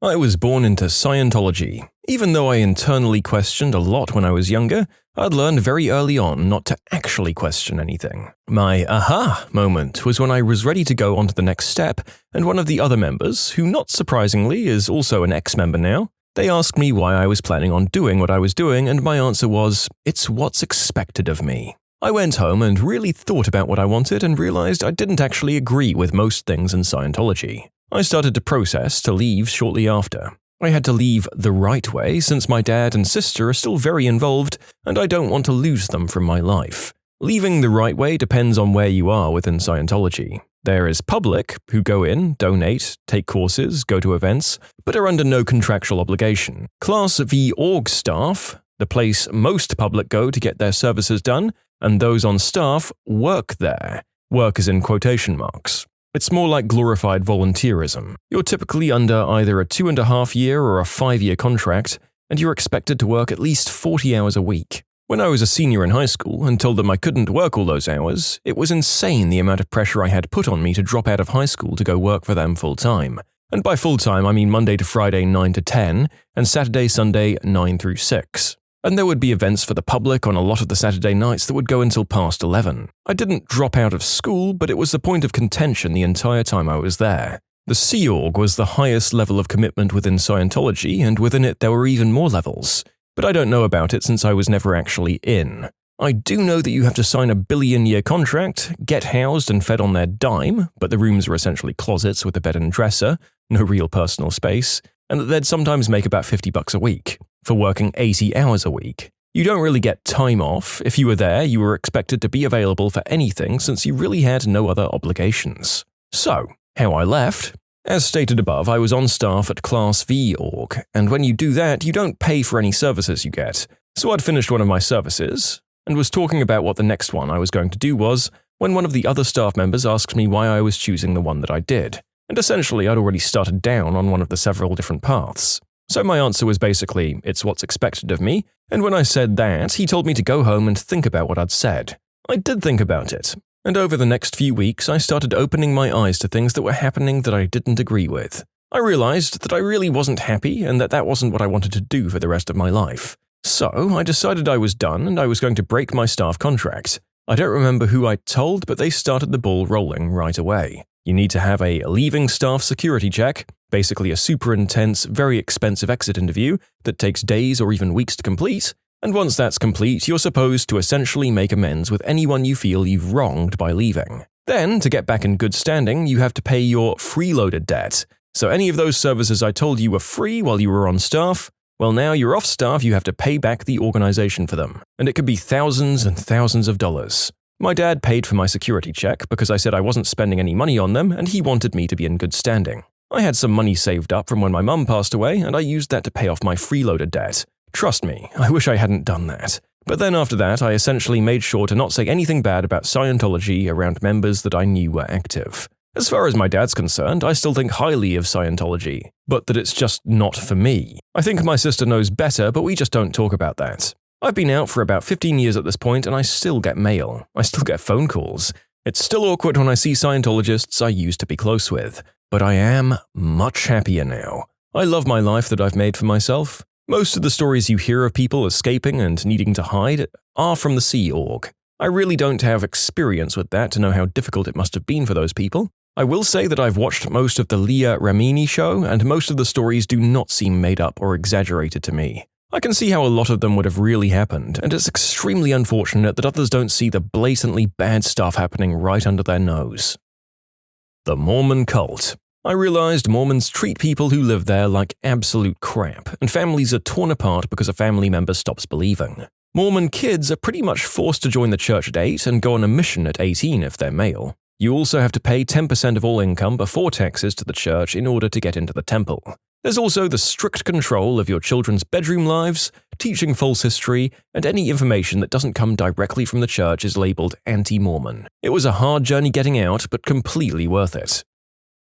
You can submit your own stories to be featured here on the channel. The story submission link is in the description below. And if you want to listen to some vibey music in the background, check out easymode, also linked below, and subscribe. When I realized that only those who had significantly contributed financially were able to advance in my organization, I learned that my father had poured thousands into the system and each special course we'd attended as kids cost thousands each. Honestly, I don't know if this was a cult or not, but a friend of mine has been vague about her religion, AITA, and the way her parents treat her, and the way she acts, it seems like she's in a cult. She's luckily come to the realization that her religion may be a bit troublesome, and the second she can move out, she will. According to her, AITA is a rare religion, and even Googling it won't give you much. She's tried. It's also the name of a state in India. A lot of people here are thinking it might be the religion of Orisha. However, both her and her parents are Indian, and Orisha doesn't seem to originate in India. So I find it a bit unlikely that this is it, and I'll take it with a grain of salt, but I won't rule it out. Well, as a Mormon, we had many culty things, but probably the biggest red flag to me was the fact that I wasn't allowed to do any research on the religion unless it was from pre-approved sources. Oof, this is weird, because I've known Mormons from other countries that actually seemed like very fine people who weren't prone to such rigid oppression, and I have no idea whether that means the more culty aspects are absent outside the main US community, or whether they're just very good at hiding it. Let me know in the comments. The South Korean cult. I attended, but thankfully didn't join in the end. I'd just moved to Korea at 18 years old and didn't really know anyone. I was just starting to learn Korean, conversational but still low level, and I didn't really have a lot of friends yet. Someone invited me to go to church with them, and they were really nice, and I wanted to meet people. I had a lot of fun at that church. The people would take me out to eat, helping me with Korean, and even helping me with my homework and test prep. It was 100% the nicest church I've ever visited, and I felt like I had a place to fit in now. This is how they suck people in. Also, there was this female pastor who was super hot and would sometimes let people, always younger men, stay with her if they needed a place. I always wondered if this was an intentional tactic to try to lure more young men in, because this specific church, one location of many, seemed to only go after men. Eventually, they started pressuring me to make myself unhealthy, saying there was a balance between physical and spiritual strength. I love bodybuilding, so me being physically strong was an issue. They were pressuring me to lose muscle and try to make myself sick if possible, to make my body a bit weaker. They said if I didn't, my soul would grow restless and crawl out of my mouth while I was asleep. I repeatedly said I wasn't interested, but I wanted to continue attending the church. This was not acceptable at all. They strongly pressured me to start making myself ill. I stopped going to the church, and they waited outside of my school for me and followed me around for what seemed like a couple of months. They knew my class schedule and were always outside trying to talk to me. Eventually, in the end, they backed off, and I never heard from them again. Another guy from the church also got creeped out and left, and we're still good friends to this day. I always kind of knew, but it really clicked for me when I was 15. My friend, also 15, had recently gotten knocked up by someone else in our youth program, and had gone to a clinic. Told no one. Within a week, she and her entire family were ousted from the church, and they railed on her and her sins for a month. I think that's the moment I knew I was done. My grandpa, who wasn't in the church, also used to tell me they were on an FBI watch list as a hate group. I don't know the validity of that, but I wouldn't say it was unwarranted. I think it took about 8 months after I was excommunicated for being a victim of the unspeakable act, and then not going through with the forced marriage to fix everything. I was born into it, so the controlling rules, the families being torn apart because someone left or wouldn't join, the discouragement of women doing anything but being housewives, church 20 hours a week, they were all just my life and seemed completely normal. They kicked me out for a year, and during that time I started to see things differently. I began to see the world in shades of grey instead of the usual black and white. With the help of therapy and some honest, supportive friends, non-members obviously, as I never saw my cult friends or family again, I realized, hey, that was actually really messed up. I think I was in a cult. Raised Jehovah's Witness. Realized the group had more in common with George Orwell's 1984 than the teachings and lifestyles of Jesus. There's a lot of truly good people caught up in the group, but utterly unaware of the hidden history of the organization, the messed up way they raise and deal with their kids, and the mind control techniques in use. I did the deed before I was married, and my parents turned me into the elders for discipline. I said I didn't think what I did was wrong, and they excommunicated me from the church, friends, and family. Parents didn't let me talk to my siblings while they grew up. I haven't spoken to 2 of my siblings in 12 years now, and I speak to my parents about once per year. It really effed me up and left me unable to form close relationships. This will be controversial, and I don't know if I'd describe it exactly as a cult, but at least within my specific upbringing, nobody thinks you can leave the faith. There are swaths of the world that believe leaving doesn't happen, or even should lead to physical punishment and persecution, like Scientology. You can even die. A lot of people believe you should die. I legitimately didn't know you could leave it. The media around you is highly controlled, it praises converts to it, especially white ones, and even people from outside the faith group put everyone in it on a podium, to the detriment of people who don't fit within its orthodoxies. Women have huge amounts of pressure on them to control their bodies, purity culture is rife, abstinence is taught at religious schools, and the craziest thing is, again, a lot of people who don't even belong to it protect and idolize it. A lot of its adherents, to be fair to them, just don't know what their religious figures even did or believed. So often the people leaving it know the darker side of the generally well-packaged exterior that's presented by preachers earning millions and targeting particularly vulnerable people. In short, I was raised Muslim, specifically Sunni, slightly more orthodox than the norm, but pretty normal in upbringing. Most people can never openly leave. My primary school. The principal ran the school like he was in charge of everything. He was, but I mean in a different manner. Anyway, so when I was in prep, they always said, line up in lines, only hold the boys' hands. Pretty standard if you didn't want to get lost, right? Well, if you tried to even hold a girl's hand if you were a girl, you'd get a punishment in the timeout corner. They also forced Christianity upon everyone, had the library teacher come down and only read Bible entries. You wouldn't learn anything but Jesus and God, along with English, mainly English. This was up until you hit grade 4. So yeah, when I left, I literally felt so refreshed. Australian Catholic schools are weird as all hell. They also made you attend liturgies that went through class time, even when it's the important part of the year where everyone's rushing to get work done. They also yell at you for not smiling. It wasn't so much a "this is a cult" moment, but more of a "this isn't right" moment. The place had been sued by a former member over something I can't remember. She'd won, completely. The wife of the leader spent an entire 2-hour meeting using scripture and whatnot to tell everyone that the loss was actually a win. After that, it was a number of things that built up before I left, a week after my parents had stopped going. What's the strangest thing a junkie tried to trade to get their fix? Someone offered me their dog for a $50 bag. They were such a crappy person and a terrible dog owner. You'd better believe I took that frickin' dog and we had 8 glorious years together. Don't tell my current dog, but that was the most caring dog I've ever met. I miss the big guy every day. My friend would sell his boss, Green Herb, and then was paid through his paycheck. He thought it was a great deal until I explained that now he was paying income tax on his sales. I mean, you don't want to tangle with the IRS about money you got from selling substances. They don't care how you got the money, they want their taxes.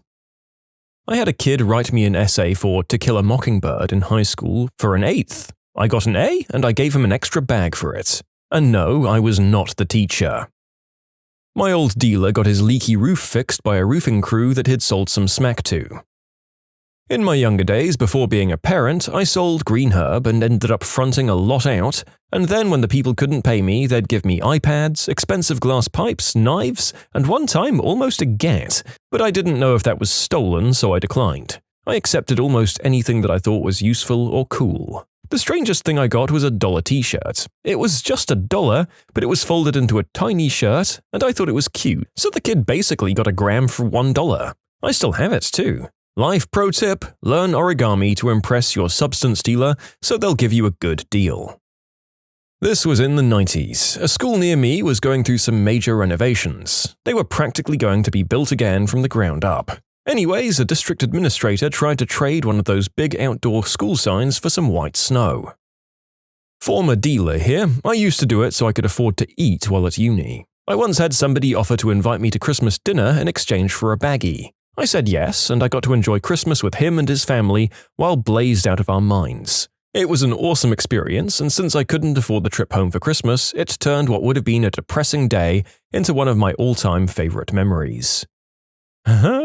You know, there are far more weirdly wholesome stories so far than the narrator might have guessed. I guess that the Green Herb dealers are a fair bit more mellow than most of the others, as the trades are also a bit lower stakes as well. I don't see this kind of deal going down in Breaking Bad.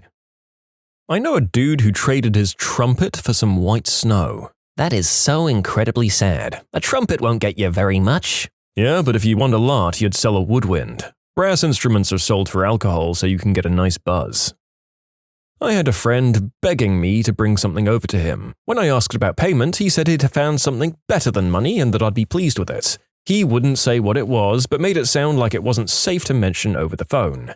From the way he was taking it so seriously, it sounded extremely hush-hush, and I was just intrigued. It ended up being like a total of $9 across 3 gift cards, a 2-megapixel digital camera, and an old phone that was missing the battery. He said the digital camera could be sold at a pawn shop, the phone could be used to hide substances until I got a battery for it, and the gift cards were just something extra that he felt like throwing in to sweeten the deal. I also had an incident where a friend of mine needed to buy, and I decided to hit up my Connect to pick up on their behalf. The friend picks me up, drives me to the dealer's house, and I ask them for money before I head inside. They reach behind the seat and pull out a Ziploc bag full of pennies and were like, "Trust me, it's all there." For clarification, we were just buying Green Herb, but it was before California allowed recreational shops, so only a handful of people had access to it in my area. And I didn't take the pennies to the dealer. I had enough to front my friend, so I paid for it and kept the bag. The amount of coins did end up being the exact amount needed, though.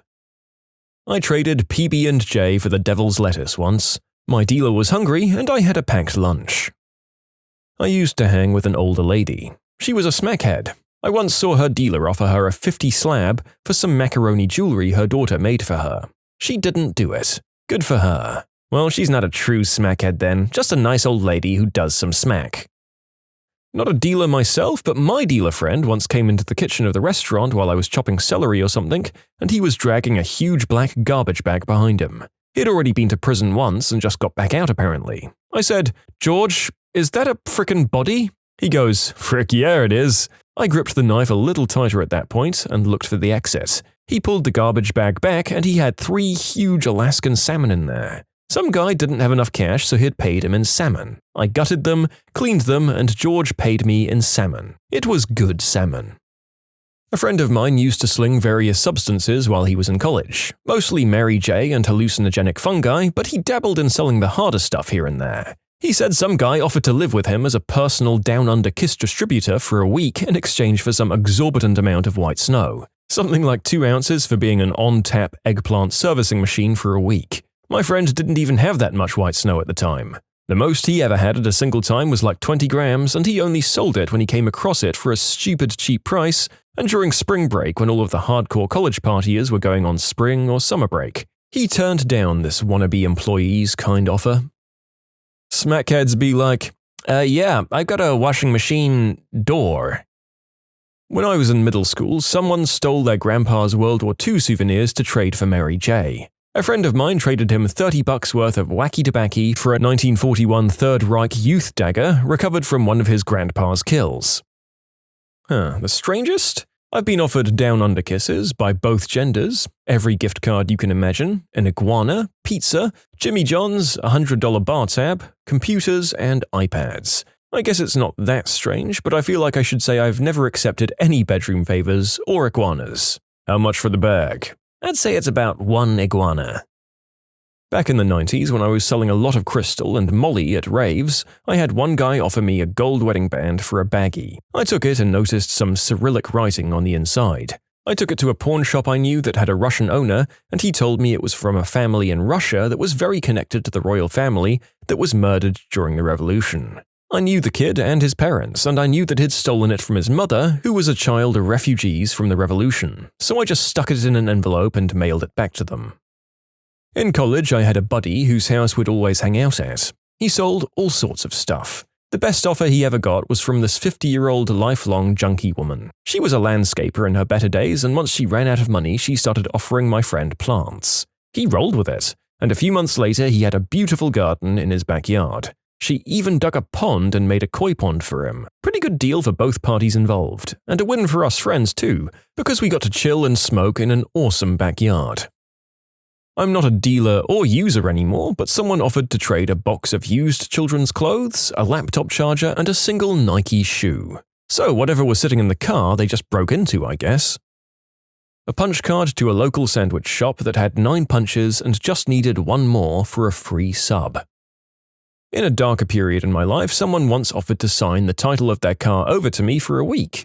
I had people wanting to give me gift cards for half its value. People offering to buy me things from Amazon for half. Coin collectors, jewelry that a magnet wouldn't stick to, used tires and rims, lottery tickets, their girlfriends for one night, but my favorite was a promissory note. Screw all of that. I'm so happy I'm clean now. I don't have to live like that anymore. Coin collections? Man, this is such a sore spot for me. Relatives have stolen almost all of my collectible currency and coins for smack over the years. Like, I want to ask them, hey, jerks, what did the 1926 Mercury dime my grandpa gave me buy ya? Oof. I mean, some coins can be worth thousands, right? That sucks. I'd say we're like 50-50 here on the offers being way too generous for what they were getting and half being complete garbage. The one that sticks out to me so far, though, was that Nike shoe. That was a missed opportunity. Not a dealer, but once I found a bag of green herb in the high school parking lot, and some kids I was with said, I'll give you my Xbox 360 with the games for that. Yeah dude, sure. I was gonna throw it away anyway. And that's how I got my first gaming console. My parents asked where I got it, and I told them the truth, and they were like, I mean, sure? So if I remember correctly, I got home at like 11 p.m., walked into my house with it, and my dad was awake, so he asked where I got it. And I told him I found a bag of the devil's lettuce at the basketball game, and this kid Brian said he'd give me his Xbox and games for it. My dad said something like, "So you traded free Mary J for an Xbox?" Yeah, he had his Xbox in his trunk because he was going to his dad's this week. Huh.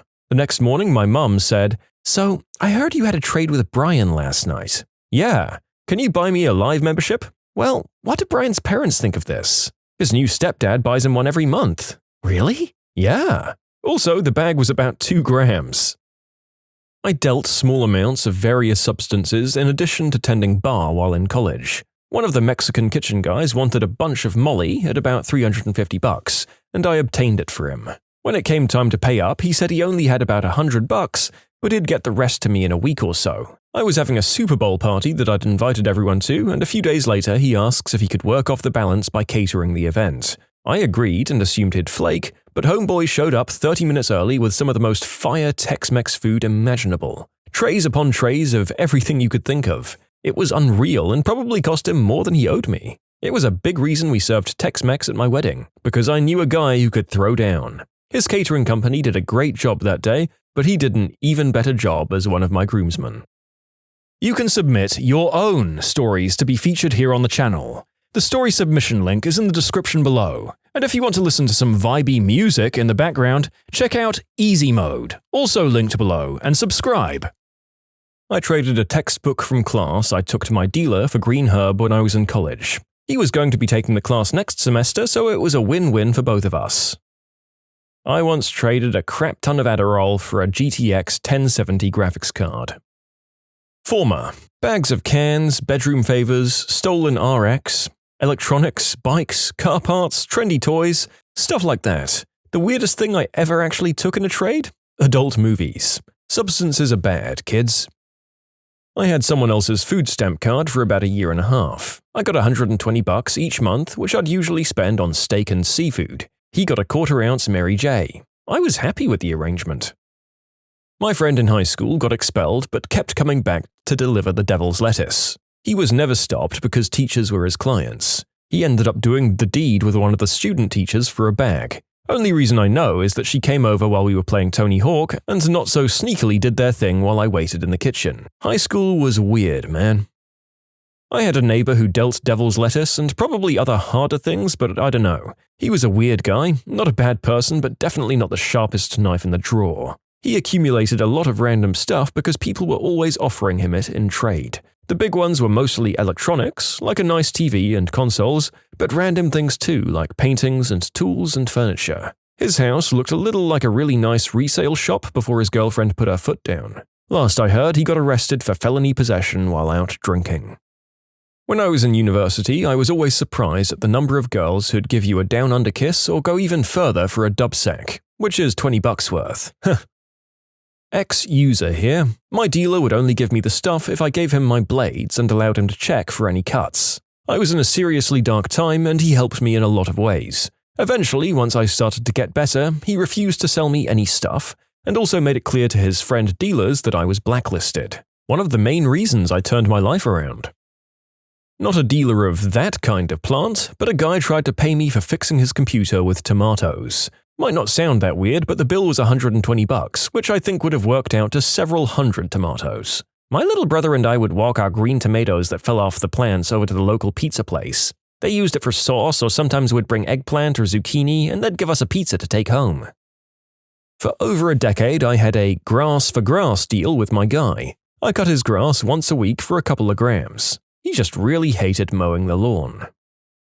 My herb dealer has asked me a few really weird favors in exchange for green herb. Every time he always asks, "Mate, I've got a proposal for you." He asked me if I had any duty-free tobacco that I could give him in exchange for his wacky tobacco, because he thinks UK tobacco duty is too high and he refuses to pay it. He's asked me if I had any alcohol I'd exchange for devil's lettuce after the shops stopped selling at 10. I actually did this and got a cigarette's worth for a shot of amaretto. I gave him a lift in my car around the corner from his house to pick up some Valium, and he gave me a gram of Mary J. He's totally harmless though, he's a good guy and sometimes he has quite good chat, so I don't mind doing it. It's weird because these requests are always like at midnight until about 2 in the morning.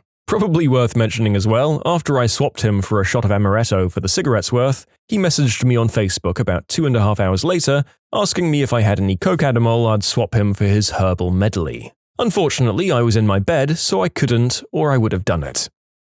When my friends and I went to pick up $10 worth of herbaceous smokables, we were broke high schoolers, we got 2 Little Caesars pizzas before we went to our dealer. We ate about half the pizza, waiting for our dealer to come out, and when he did, he jumped into the back seat where the pizza was. He saw the pizza and got real excited and said, "Y'all got pizza?" with his eyes wide on the box. My friend told him, "Yeah, we'll give you the rest for $20 worth." He said yes and gave us the grass and took the pizza. So we got $10 worth of extra juicy compost for $3 worth of pizza. I said it earlier, and I will repeat. People who trade in green inhalable hemp are just not that bad, are they? I was expecting a whole lot more misery in this recording, and although there are a couple of absolute junkies, most of these people who want the herb just have the munchies or their big children afterwards. Someone else's stolen Christmas presents. We made him put them back. Possibly off topic, but same ballpark. I gave a coworker a ride home once, and he asked me to hold my hand out. I thought he was going to drop me a $5 bill or something. Instead, he placed the smallest nugget of green herb I've ever seen in my life in my hand. I tried not to laugh, and I don't even think I said thanks. I just nodded and smiled. Pretty sure if I tried to light it on fire in a bowl, it would have turned to ash before the smoke made it to my mouth. A cat for 3 Xanax bars. The cat was covered in fleas and super young. I took the deal because I felt bad for the cat, and I wouldn't trade this cat for $1 million. We've had 4 amazing years together. He's pulled babes for me, he acts like a dog, sleeps on his back and follows me around the house. Best deal ever. I love my kitty. A herb grinder and a DVD of Nightmare on Elm Street. Once I gave a guy the rest of my green herb for a really sweet magic card. It was Hate Flayer. That's still my favorite card. I sold Ritalin. Disregarding the 6th commandment for dealers, I took IOUs, and my friend paid me $3 of the $5 he owed me in penny rolls. Had a guy who'd pay me in turtles, like those miniature red slider turtles you get at fairs and carnivals. The first time I was cool with it. He knew I loved reptiles and I'd wanted a new pet ever since my bearded dragon died. Rest in peace, Shlomo. Anyway, this guy would sometimes pay me actual money, but every once in a while he'd claim he really needed a dime or something small, but didn't have the money, so he'd opt to pay me in turtles instead. Now, by all means, I love animals, but I am running a business here. I can't feed myself with turtles, they're too small to even eat if I wanted to. But strangely enough, I've accepted the payments. 3 months later and this guy is buying in bulk, which is great for me, because holding less equals more money. But this frickin' guy was matching what he was buying in turtle weight. After the first couple of times, I got kinda scared because I thought, where the frick is this man getting these turtles? Mind you, I am from the Northeast, we aren't really known for our reptile population. So here I am accepting turtle over fist, trying to save each of these turtles because I suspect that the guy is somehow acquiring these animals through illegal methods. Long story short, the guy got arrested on exotic animal charges and did 10 to 25 years in state maximum. I thought I was the criminal, but this frickin' dude was the kingpin of reptiles. Unbelievable. I have a pretty ideal symbiotic arrangement with my main supplier. Buddy likes to garden, eat fish, and drink beer. I like to brew beer, catch fish, and smoke bud. Rigged up a little shed with ventilation that directs CO2 from fermentation into his greenhouse. Spent grain from the brews and waste from the fish is used for compost. No money changes hands, rewards reaped by all. I used to sell herbal refreshments in college. Nothing major. I had about 12 clients, but the money was good enough that I never had to buy my own stuff, so it worked out. One day I came home from my comprehensive exams in sociology. It was the only time where I didn't know if I'd passed or failed the test. I was stressed, to say the least. So I twisted up a J, and boom, the munchies hit me like crazy. Like, I need food. There's a knock at my door. Some chemical engineering guy brought me a frickin' vat of chili. Like it was at least 10 gallons we're talking. All he wanted was an eighth, which was $35. I gave him that, and the chili was so good that I tracked him down and gave him another. I once traded someone a single-strength Tylenol for their baggie of white snow. I guess their hangover really felt that bad, but it's still an anecdote I tell because who the frick does that? Actually, she asked me for Tylenol, but all I had was a single generic ibuprofen, which she didn't even look at. She just threw it back as soon as it touched her hand and put the baggie in my hands, and that was that. I had a good time on it, and that was the only time I ever bought fun dust. I was at Marley Fest in Austin, Texas, a reggae festival where people smoke the good stuff openly and some of them sell. So I was waiting in line, which was kind of long, waiting for lemonade. I guess everyone had cotton mouth. While waiting, this visibly intoxicated man said to the gentleman standing in front of me, "Bro, if you buy me a lemonade, I'll give you a hit of A." With such an offer, I assumed they knew each other. The guy in front of me declines the offer, and the offering guy, without missing a beat, extends his offer to anyone else in the line. "If anyone buys me a lemonade, I'll give you a hit of this." My assumption of the two guys knowing each other vanished in an instant, and it became clear this guy was actually really tripping and really, really thirsty. My dealer hooks me up with enough green herb until I get back on my feet if I show up with produce from the farmer's market that happens on Sundays near my house. He's a hippie vegan and loves making fresh squeezed juice, but works on the days the farmer's market is on. I love going to the farmer's market. I love trading carrots, oranges, and beets for ganja. I love rolling one while I wait for my dealer to make me a frickin' freshly squeezed juice. Win, win, win. The stuff is legal in California, but until a dispensary offers fresh squeezed juice and J while they get me my stuff, I'll stay loyal to my bud and my buddy. What was the biggest shock for you when you escaped poverty? I think the biggest shock for me was when I realized that if I ran out of milk or bread, I could just go get more. I didn't have to wait for a month to be able to afford it. Also, going on vacations out of state. We could never afford that while growing up. People sending their kids to summer camps and paying for music lessons, sport lessons, and private tutoring. I never had music lessons growing up because we couldn't afford it. Never learned how to swim, never went to summer camp. Never did anything interesting. Now my kids have all of those things, and it just seems like they're so privileged to have these opportunities to learn so much cool stuff and have so many great experiences. Before we had a computer and the school teacher required us to submit a paper, my classmates would hand in their papers printed out. As for me, I'd have to write down the paper, but because I have poor handwriting, I would ask my older sister to handwrite my paper neatly. And the first time we bought a computer, which came with a free printer, I was really excited to make school assignments. It was overwhelming, really, to know that you can write your paper on a keyboard, format it and then print it, and then there's word art. Even if it's not encouraged, I typed the titles of my papers in word art. My friends thought it was funny, but I didn't care. It was word art! It probably sounds strange, but buying things. I'm so used to saving and not having that I forget that I can afford a new pair of glasses if I break my old ones. After being in a position of poverty, you learn to deal with stuff that most people would view as inconvenient. I've been teased on a few occasions because I'll go without stuff even though I can get things for myself now that I'm an adult. Spending guilt and the feeling that economic doom is pending above your head if you make the smallest of purchases. I know that feeling, and it's pretty difficult to get out of the cycle. The way people talk. Just hearing people talk about things like drinking green tea and how they bought new kitchen countertops this weekend and casually dropping stuff like, "That time I was in Thailand," seems silly. But at first, it was weird hearing people talk like the people on TV. I also realized I have an absolutely filthy mouth. I didn't realize the way I talked was so bad, but I'm by far the most inappropriate person in my workplace.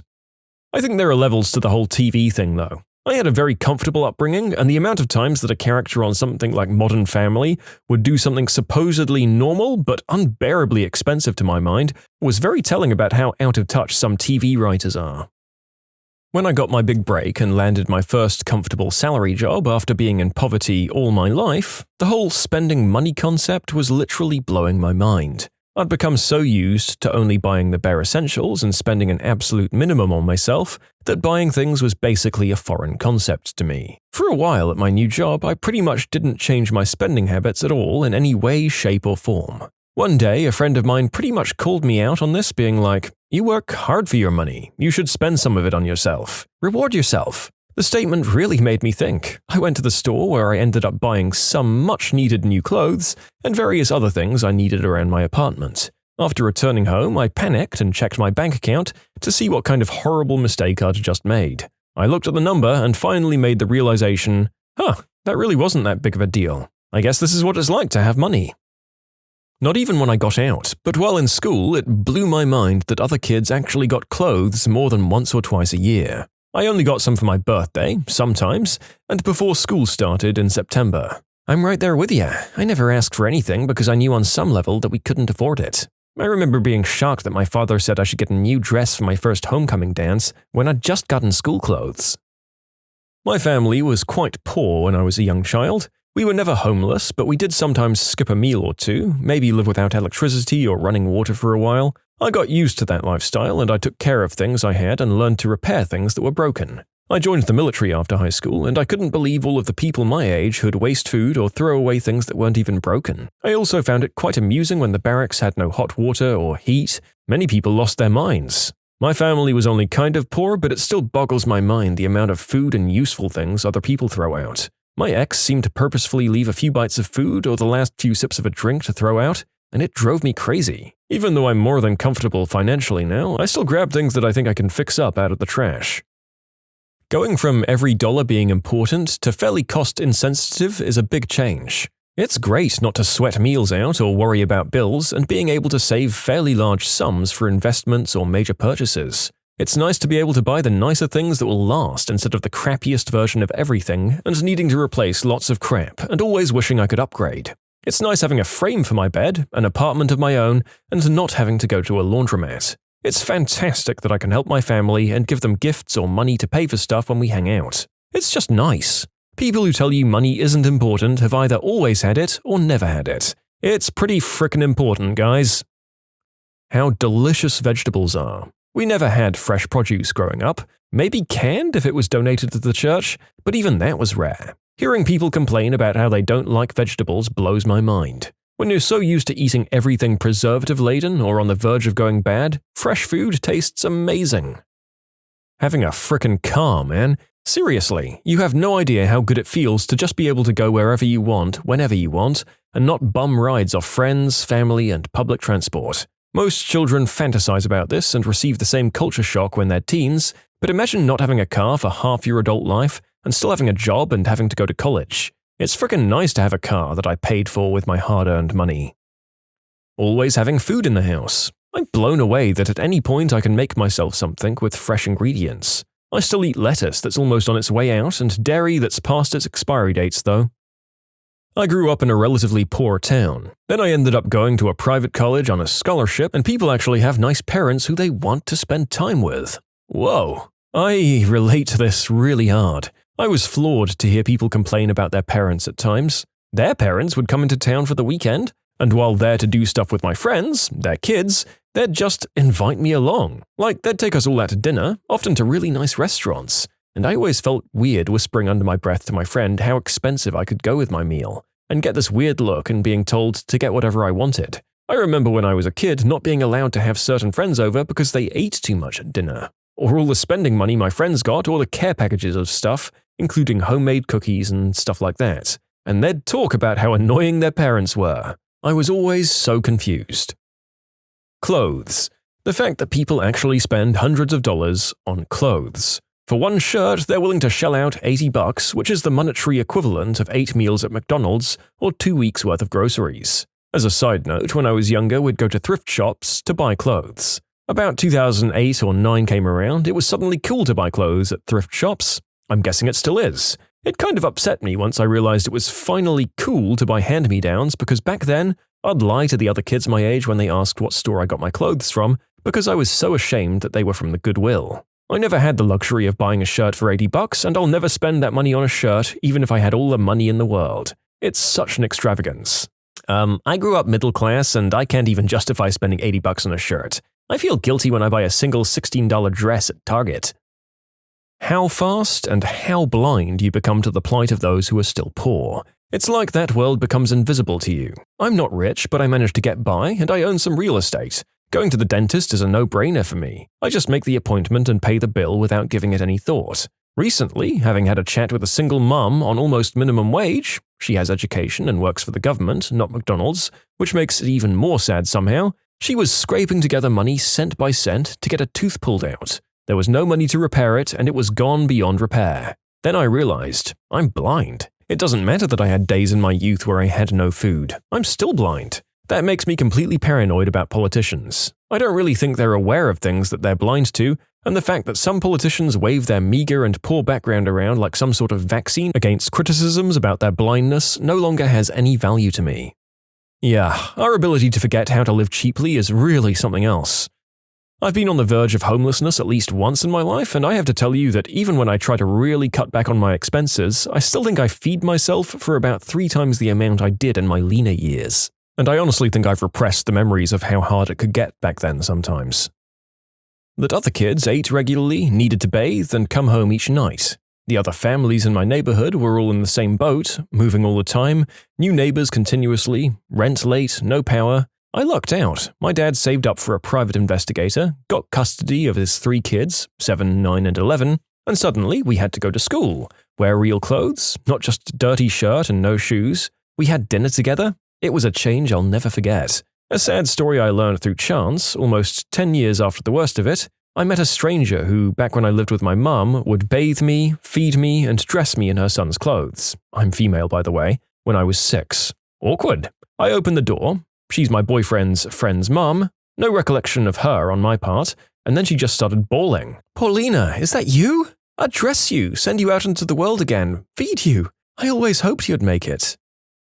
I'm in my 50s, so this dates me a little. My mother always switched price tags when we shopped. This was before barcode scanning. I thought it was normal and I did it myself until I found out it was illegal while in my early teens. Also, a huge culture shock was how wasteful the world can be. We used everything until it was absolutely useless, and throwing away food was a sin.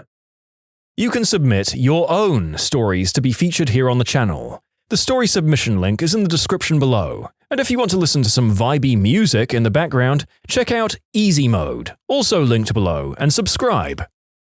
I realized rich people do substances for fun, while my mates from deprived backgrounds do them to run away from sorrows and reality.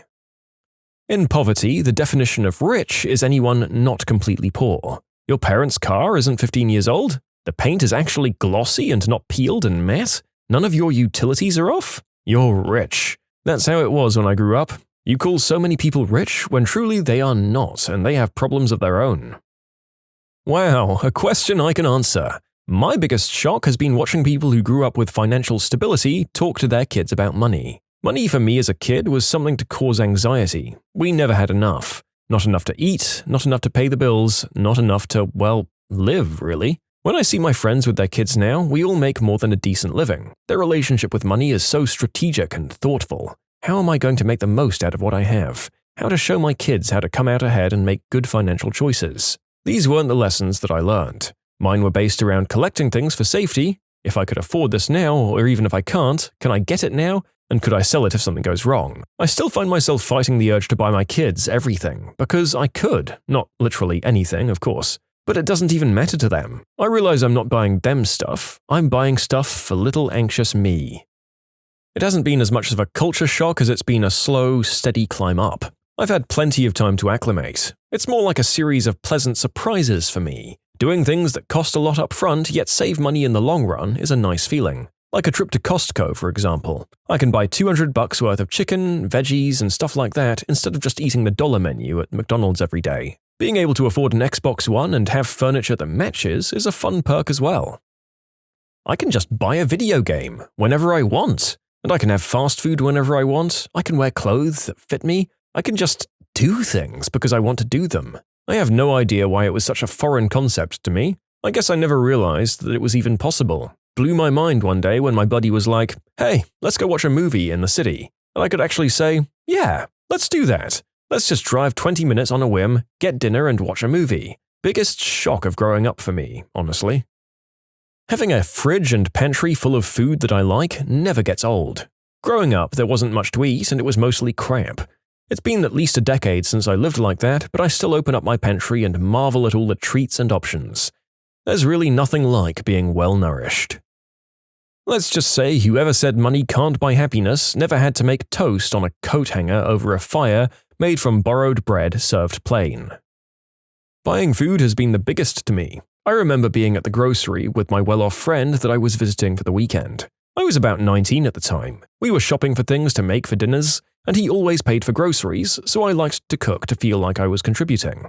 I remember we were picking out vegetables for some recipe, and I went to grab Roma tomatoes which were priced by the pound. So without thinking too much, I grabbed some tomatoes, walked over to the scale and measured out as close to 1 pound of tomatoes as I could. As I was walking back to him and the cart, I guess I had a look on my face. So he asks me what's up, and I said, I'm not sure if this is going to be enough tomatoes for the recipe. So he flatly says, well, then get more. That caught me off guard, and I started to get into but this is a pound of, and he cuts me off and says, if you think we need more, then get more. It seems like such a simple, obvious thing, but it was a very different view and life than I was accustomed to. Now, years later, with my own career and place and family, I don't even buy things based on unit. When I grocery shop, I buy how much I think we'll need, and it's a huge privilege to be able to shop that way. To keep things under control, we make a menu before we shop for the week so we know exactly what we need for our meals. That helps a lot when you grow up poor and now have the ability to see something you like and get it without considering if it's going to impact something else like the electrical bill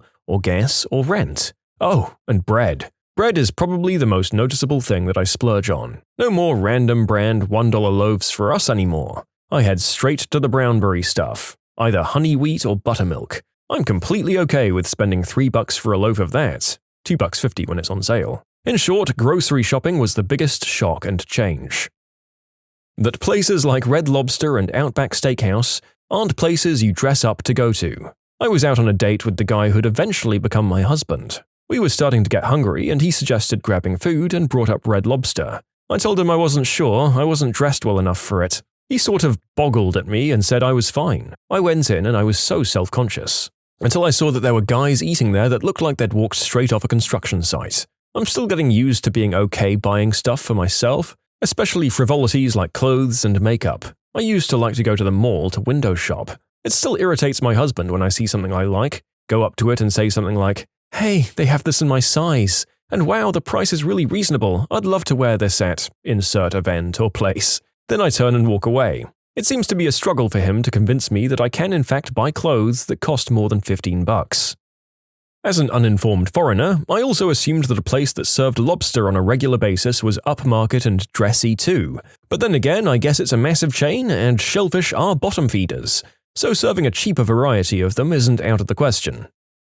That your shoes are supposed to match your outfit. This may be more of a lady thing, but I got teased all of the time for my mismatched shoes when I first started working in a nice office. When I was a kid, I had one pair of shoes and one roll of duct tape. The end. I didn't grow up in actual poverty. My family has never been below the poverty line technically, but I've always been pretty solidly lower middle class at best. Most of my independent adult life was spent living paycheck to paycheck on a cashier's wage. I'm nearly 30 and I only just got my driver's license within the last year.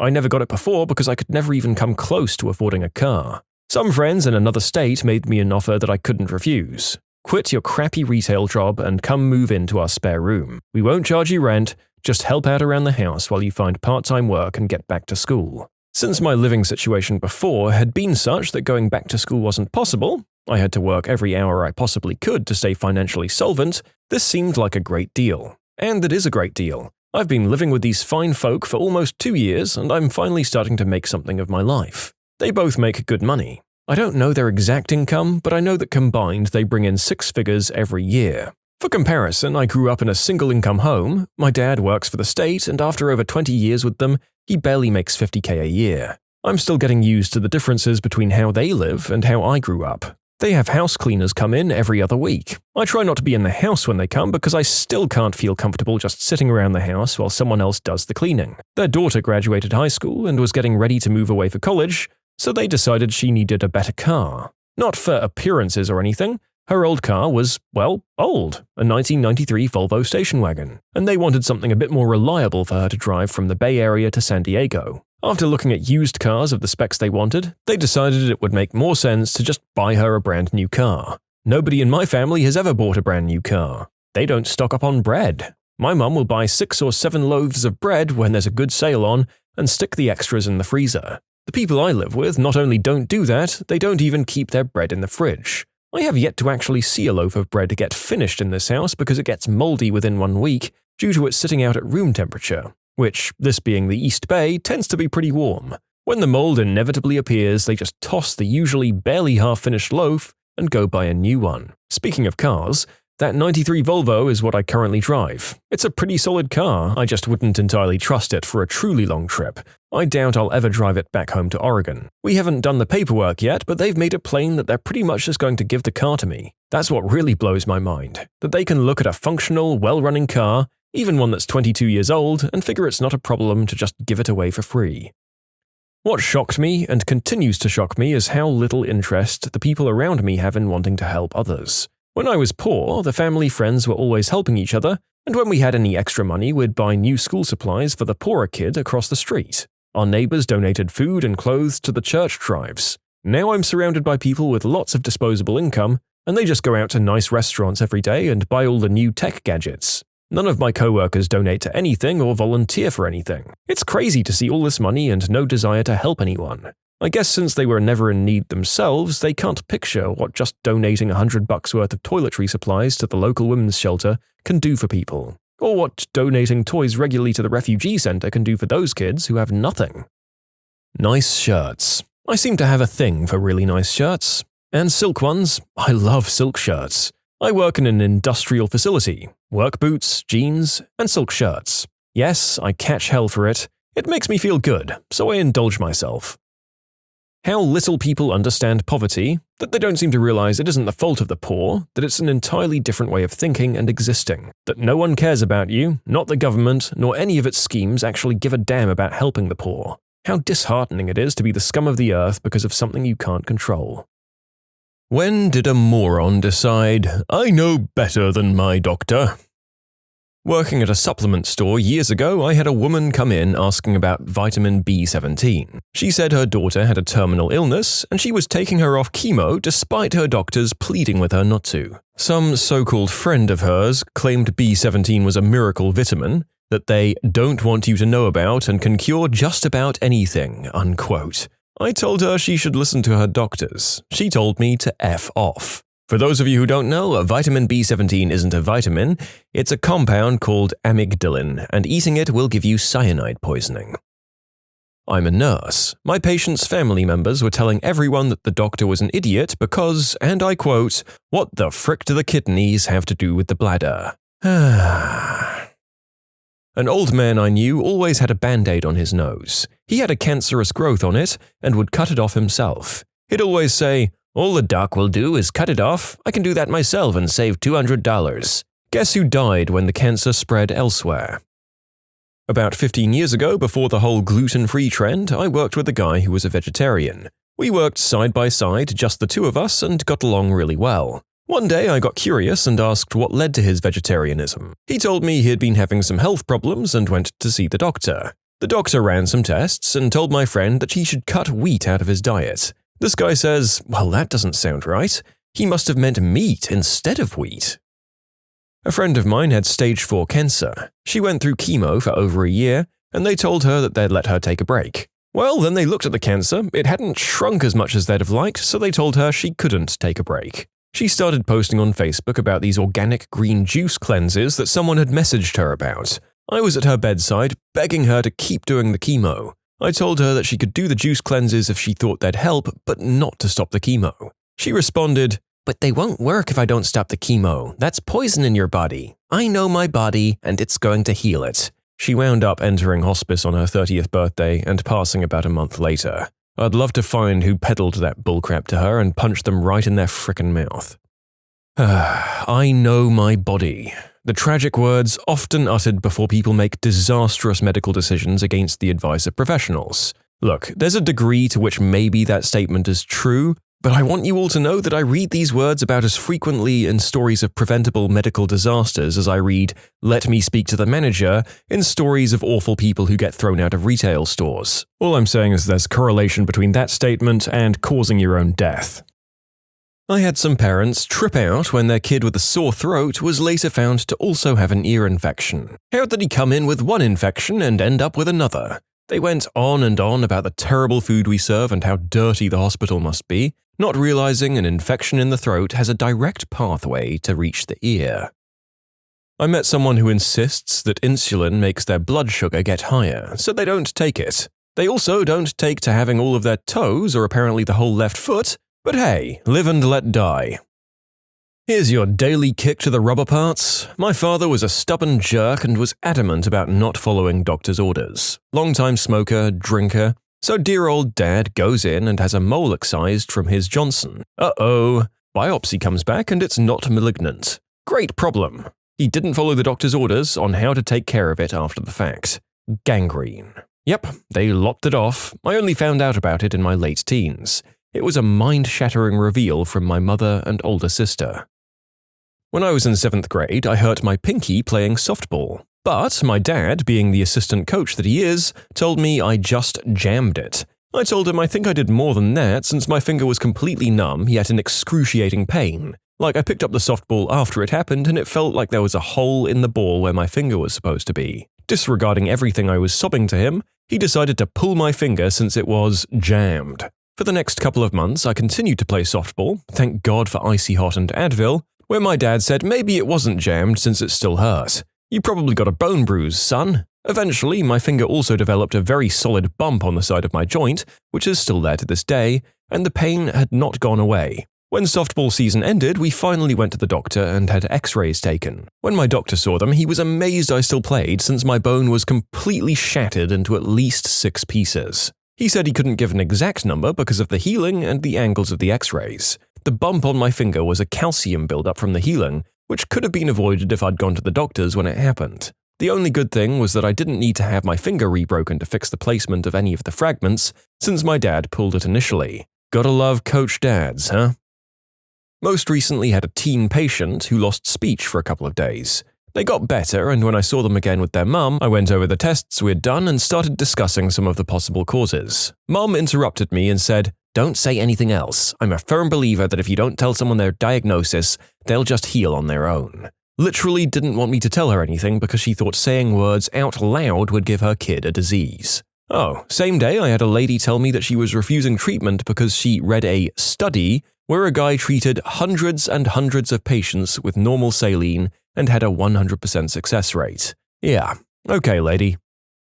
My sister refused a surgery that would have removed her uterus, cervix, and part of her bowel or bladder, I forget which, thus getting rid of her cervical cancer because what man would love me this way? She left behind 4 kids under the age of 18, the youngest being 4. For those inquiring about my sister, she was unmarried. She would have needed a colostomy or urostomy, thus the whole man loving me thing was a body image issue. The kids all have homes and are doing well. The oldest has 2 kids of his own. This happened 8 years ago, and I did blame her at the time, but my anger has softened. I manage social media for a public health agency. All of our immunization and vaccine-related posts have been getting swarmed by anti-vaxxers lately. No medical training and anecdotal evidence or cherry-picked data means that apparently they know better than science. They've branched out to hit some of our other posts now too, like breastfeeding promotion, cancer, HPV. It's getting to the point where I just want to give up, which I guess is their goal because they certainly aren't going to sway anyone with their dozens of long-winded comments on a single post. A group of parents attempting to treat autism with bleach enemas. Last I checked, they're still trying. To all of you telling me to get off my butt and take action, I don't personally know who these people are, nor do I really know how to find them. Nor would I be able to do anything since, last I checked, they usually use anonymous forums to communicate. I learned about them in a widely read Vice expose. I had a patient with stage 2 bladder cancer, a young man in his 40s. He needed to have his bladder removed, but he didn't want to have that happen. Instead, he had the medicinal healer at the commune he lived in do some herbal therapies and dietary adjustment. He was dead within a year from a fairly curable disease. I've had other patients go to Mexico for non-FDA-approved treatments. They don't usually do very well, and they usually regret it. This story is far from uncommon, and I have to bite my tongue when I see them back with much worse diseases. A family with 7 kids. The oldest was barely 18 and the youngest was 2. Their father died of cancer, didn't do chemo or anything. Then their mother got cancer and decided essential oils would cure all of it. Left all of the kids behind to basically be raised by their sister or split up.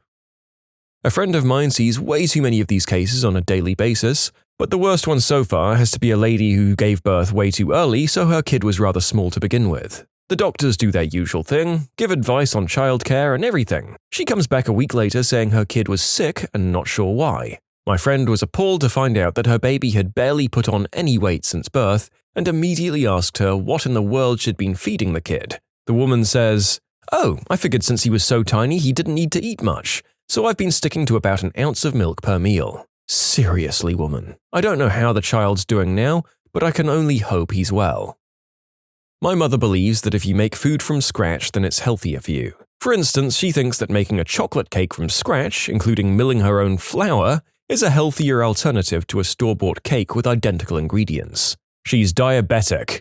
Her doctors have said in as many ways as I can think of that she has to reduce her carb intake, and what my mother thinks is, gosh, maybe I should grow the sugarcane myself instead of buying sugar at the store, and my blood work will finally be in the normal range. Her liver and pancreas have failed multiple times. Each time, the doctors managed to restore organ function by restricting her carb intake. They explain that she has to continue to follow a low-carb diet at home. She does not, because she's convinced that she's already on a healthy diet. Rinse and repeat.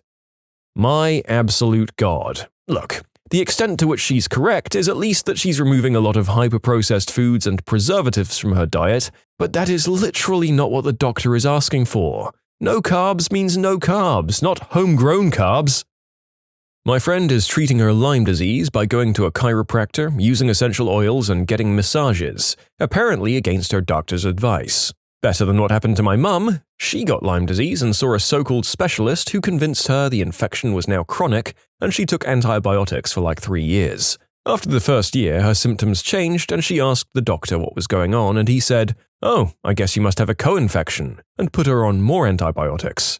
After 3 years of this, she was hospitalized for pulmonary embolism, and it turned out she actually had stage 4 lung cancer. She died 9 months later. Oh, also the doctor convinced her that the entire family also got Lyme disease, and I took the stupid pills for 6 months before I realized it was a crock of crap. Screw that guy. I'm still angry that my dad refused to sue him for malpractice. You can submit your own stories to be featured here on the channel. The story submission link is in the description below. And if you want to listen to some vibey music in the background, check out easymode, also linked below, and subscribe. My mum tans and tanning beds constantly to the point where she looks like the outside of a baked potato. I told her one day she should stop because she could get skin cancer, and she told me that's not possible with tanning beds. My brother's buddy at birth needed a blood transfusion. Without it, he would have died. His religious mother refused on religious grounds. I can't recall exactly what denomination it was, but transfusions were a no-go. Luckily, his dad was around to nip that crap in the bud, and he grew up to be an excellent RN. His mum also divorced his dad and took custody.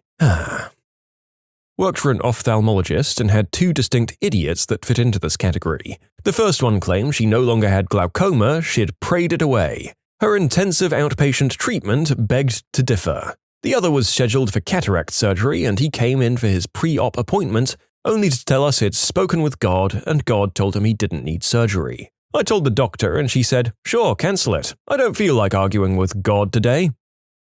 Doctor gave former manager some antihistamines, but she didn't make them because she didn't believe it would work, and instead she got opiates because it made her feel better, so the doctor didn't know what they were talking about, then complained symptoms kept getting worse. That woman is now working for the city I used to live in. I've gotten a few questions, so she technically broke the law with the help of a crappy doctor to get them. That's also why I brought up the working for the city part. I teach people on a daily basis how to use urinary catheters. You aren't supposed to reuse them, you just use it once and throw it away. And when you need to catheterize again, you open a new one. That's because using a non-sterile catheter can cause urinary tract infections and a host of all other kinds of problems. The doctor will send us a script for how many per day the patients need to use, and every single day, without fail, I'll have at least 1 or 2 tell me that their doctor is wrong and they only need 1 per day because they'll just wash it off and reuse it. No, it literally says on the packaging not to do that. Your doctor said not to do that. I'm telling you not to do that. Why do you still think it's okay to do that? I saw this on the news in Alabama a few years ago. A child got bitten by a timber rattlesnake. The mother said 911 wasn't necessary because she had a home remedy that her grandma had passed down, and all the child needed was to drink the remedy, take some ibuprofen, and lay down for a few hours and she'd be good as new. The child barely survived, the mother lost all 3 of her children and was charged with felony neglect and endangering a child. I lived in Alabama for a while and a lady swore to me that since her dog had been bitten by a copperhead once already, he was immune to snake bites now. If I didn't know she only had 2 kids, I'd swear this was her. My friend was a bodybuilder, suffered a heart attack at a young age due to the effed up status quo of the sport, and was ordered not to work out. He responded by finding a gym out of town and working out there. He had another heart attack while at that gym and never regained consciousness. I don't think he was arrogant, just very concerned about how he looked, but he left a very, very sad wife behind in addition to a huge group of friends, because he was sweet as a big, swole meathead could possibly be. And when I met him in school, he was a little kid in need of a place to hide out from his insane home life. So he was our little baby, even though he ended up having 100 pounds more muscle than the rest of us. I don't know why I'm writing this, but I loved him and writing feels better than not writing. Please take care of yourselves and don't let anything so preventable happen to you. Get your checkups, my swole friends of the internet. And if the doctor says you need to make a change, do something like directing that drive into something like running, and be an impressive beanpole instead. There are too many people who care about you for your muscles to be your main priority. This couple I knew that was super into fitness. Husband gets pneumonia. They decide the best treatment is specially formulated meal plans and vitamin shots. He died in his wife's arms in the middle of the night.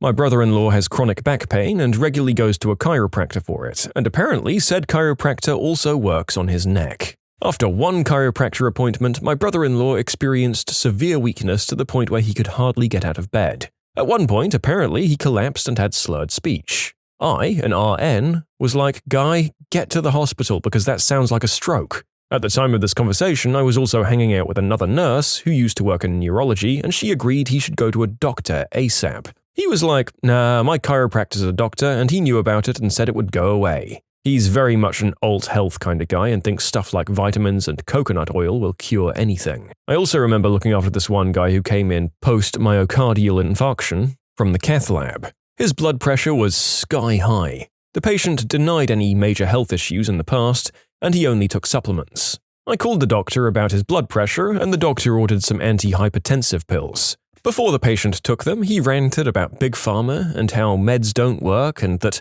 if he was just allowed to go home to take his usual herbs or whatever, he'd be fine. Judging by the fact that his blood pressure refused to come down after the pills and required an IV nitroglycerin infusion, his ECG showed signs of left ventricular hypertrophy, typically caused by high blood pressure over time. And the fact that he had a massive heart attack showed me that his heart problems had been brewing for a while, and as expected, his herbal supplement was doing squat.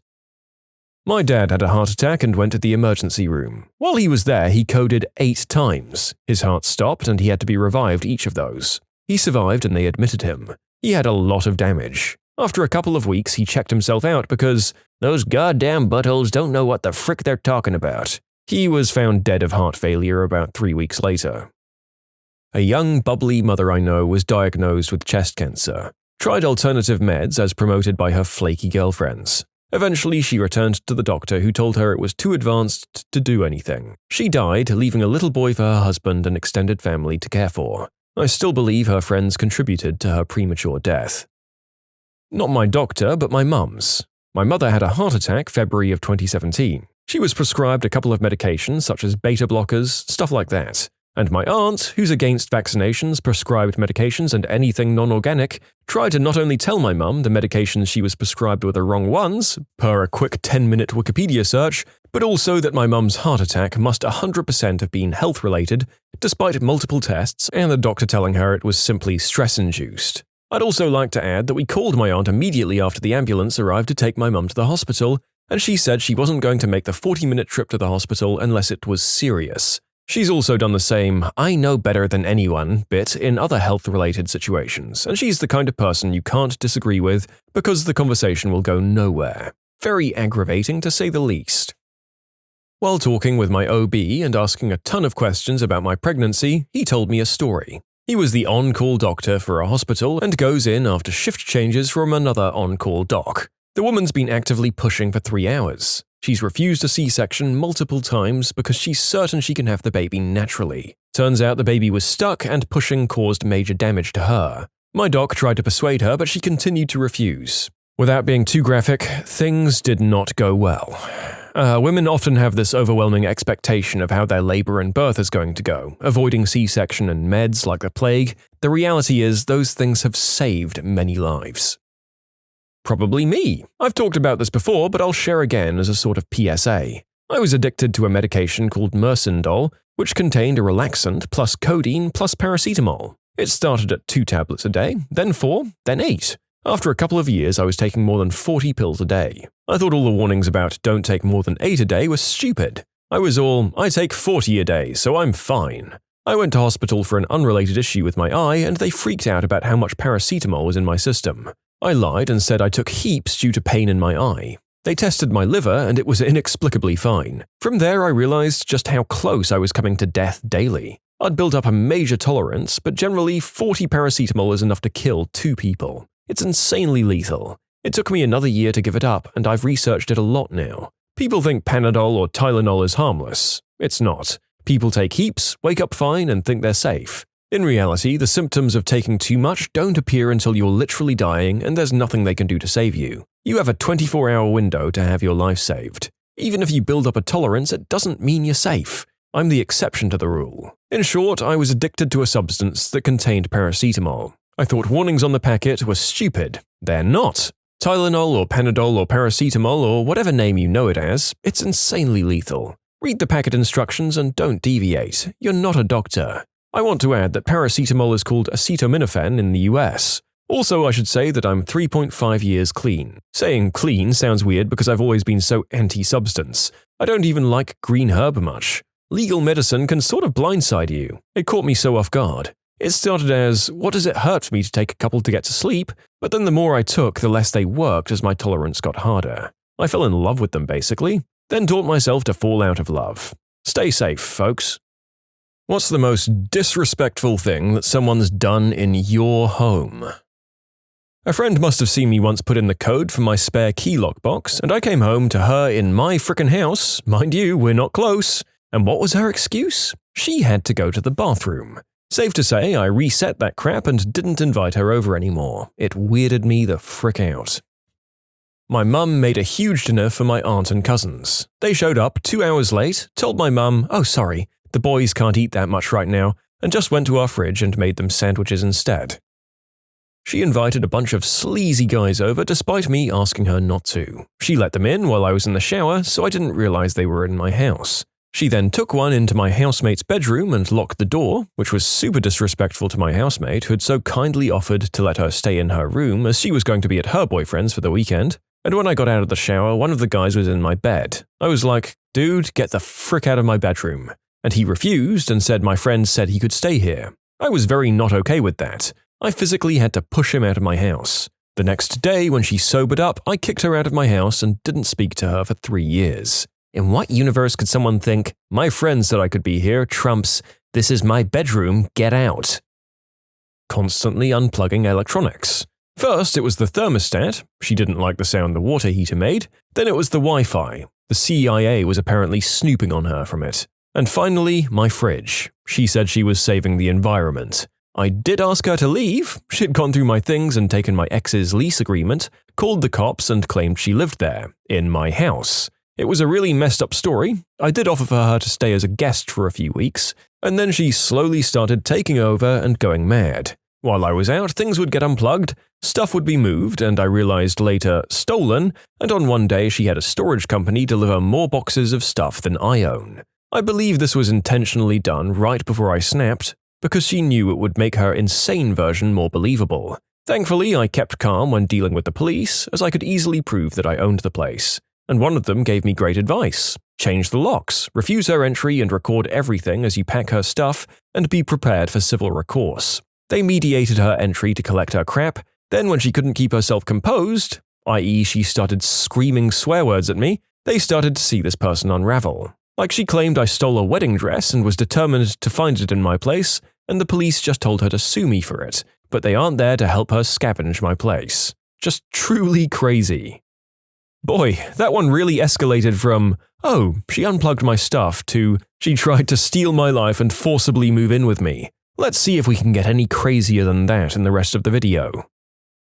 I had a best friend apparently steal my spare apartment key and make a copy of it. When I caught him at it, he tried lying, but I caught him at that too. Long story short, he was apparently in love with me and was coming into my apartment while I was at work because I miss her so much. He also admitted to stealing a pair of my undies. It was after an awful spinal surgery I went through when I was 12. They were cousins and my parents caught them trying to steal my painkillers. My wife's cousin was staying at our house because he was going through marital problems. One night I woke up in the middle of the night and I heard some change rattling. He walks down the hall with my 5-year-old's piggy bank. He was taking money from my daughter's frickin' piggy bank to go buy beer and smokes. And that's when you understood where the marital problems came from. This reminds me of when I was probably 6 and our housemate got her kid to steal the check I got for my birthday from my grandparents. It was probably like $40 or so, but a lot of money to me as a kid, and we didn't have a lot of money. So a lot of money to my mom, too. My mom asked the lady about it and she completely denied it. Being 6, I went into their room and found it in her purse. My $40, thank you very much.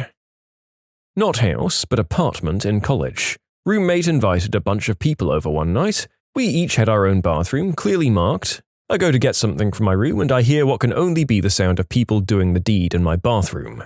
I knock on the door and say, "Wrong one, get the F out." After they came out, I saw that they'd cleaned themselves up on my nice white towels, and apparently she was on her time of the month. This guy crapped his pants while sitting on my couch playing a video game and just sat there finishing the match. We were having an old-fashioned LAN party and the entire room cleared out. Well, it's not really a true LAN party until someone craps their pants, to be honest. We invited a group of people over for lunch. One of them arrived, put a bunch of food in a plastic container, and left to eat it with her boyfriend. I'm told she came back and grabbed 2 beers from the fridge, which is when everyone realized what was going on. I was a kid, my mum had a friend and her son over. They were over for a couple of hours, and just as they were leaving, I noticed all of my video games were gone. I told my mum, she went to grab his backpack, and of course they were all in his bag. His mother immediately came to his defense, saying he's got a lot of games and must have thought they were his. It didn't even make sense and she was acting as if nothing had happened. Anyway, terrible mother, the kid had no chance. He's now in jail for life with no parole for shooting and killing a cop during a substance bust. Had a drunk partygoer attempt to do pull-ups from the planks of my old ranch-style ceiling just beneath the heat event and ended up pulling down a large portion of my frickin' ceiling. Refused to pay for it. One night, the girls who lived in the apartment across the hall brought a friend with them to hang with us. As soon as she walked in, she screamed, "This will be hilarious. College guys always get the crappy hand-me-down dishes from their parents." She walked into the kitchen, began pulling out pans and dishes and howling about how old and ratty they were. Our friends were mortified. When they tried to get her to be quiet, she talked louder. After 30 seconds of this lunacy, my roommate and I told her to leave. She threw a giant fit and called us the buttholes. Not my home, I guess, but I was renting a house and the landlady kept turning up unannounced and she'd let herself in. Then she'd give the key to people doing work on the house without telling us, so we'd, without warning, have strangers letting themselves into the house. It was a very stressful way to live. A babysitter stole my adult fun toy and blocked my calls. Like, really? I hosted a Sunday football game viewing. I bought all the pizzas and typical snacks and foods. I just wanted people to bring themselves and not worry about having to bring anything. One of my friends came by to say hello for about 5 minutes. She ended up taking 2 entire pizzas and she even bought her own Tupperware containers to take back dips, chips, wings, and cookies, so that she and her boyfriend could eat it at her own place while watching the exact same football game that we were watching at my place. My dog peed on the arm of the couch, the ottoman, and the fridge when I first got him, so that was pretty frickin' rude. Somebody left a small child in our house while they went to the grocery store. I rented a room to someone I knew since I was 12. He was using and selling H from my house. I found out and told him to get the frick out. He was too lazy to use the bathroom and went in bottles instead. I didn't know until I went in there after him. When I kicked him out, he'd thrown the pee all over the room before he'd left. Carved Third Reich symbols on my kid's bunk bed that I was letting him use. My grandmother took a family off the street who lived in their car. She lived alone, and no one was happy about it, but my grandma does what grandma wants. She goes upstairs to clean their bathroom and finds their crystal lab. Calls my uncle to ask if she should call the police, because she doesn't want to put the family into more trouble. Yeah, she ended up calling the police. A now ex-girlfriend came into my parents' home for only the 2nd time and said to my mother, "Wow, it's so tidy in here for a change, haha." I could see in my mother's eyes the thought process of how to slap her into the next century without making a scene. Thankfully, she laughed it off, but that was a big red flag for me. Yeah, I can imagine that sort of statement would actually induce heart attacks on those of us who heard it uttered to our mothers. Honestly, just reading this raised the narrator's blood pressure a tad.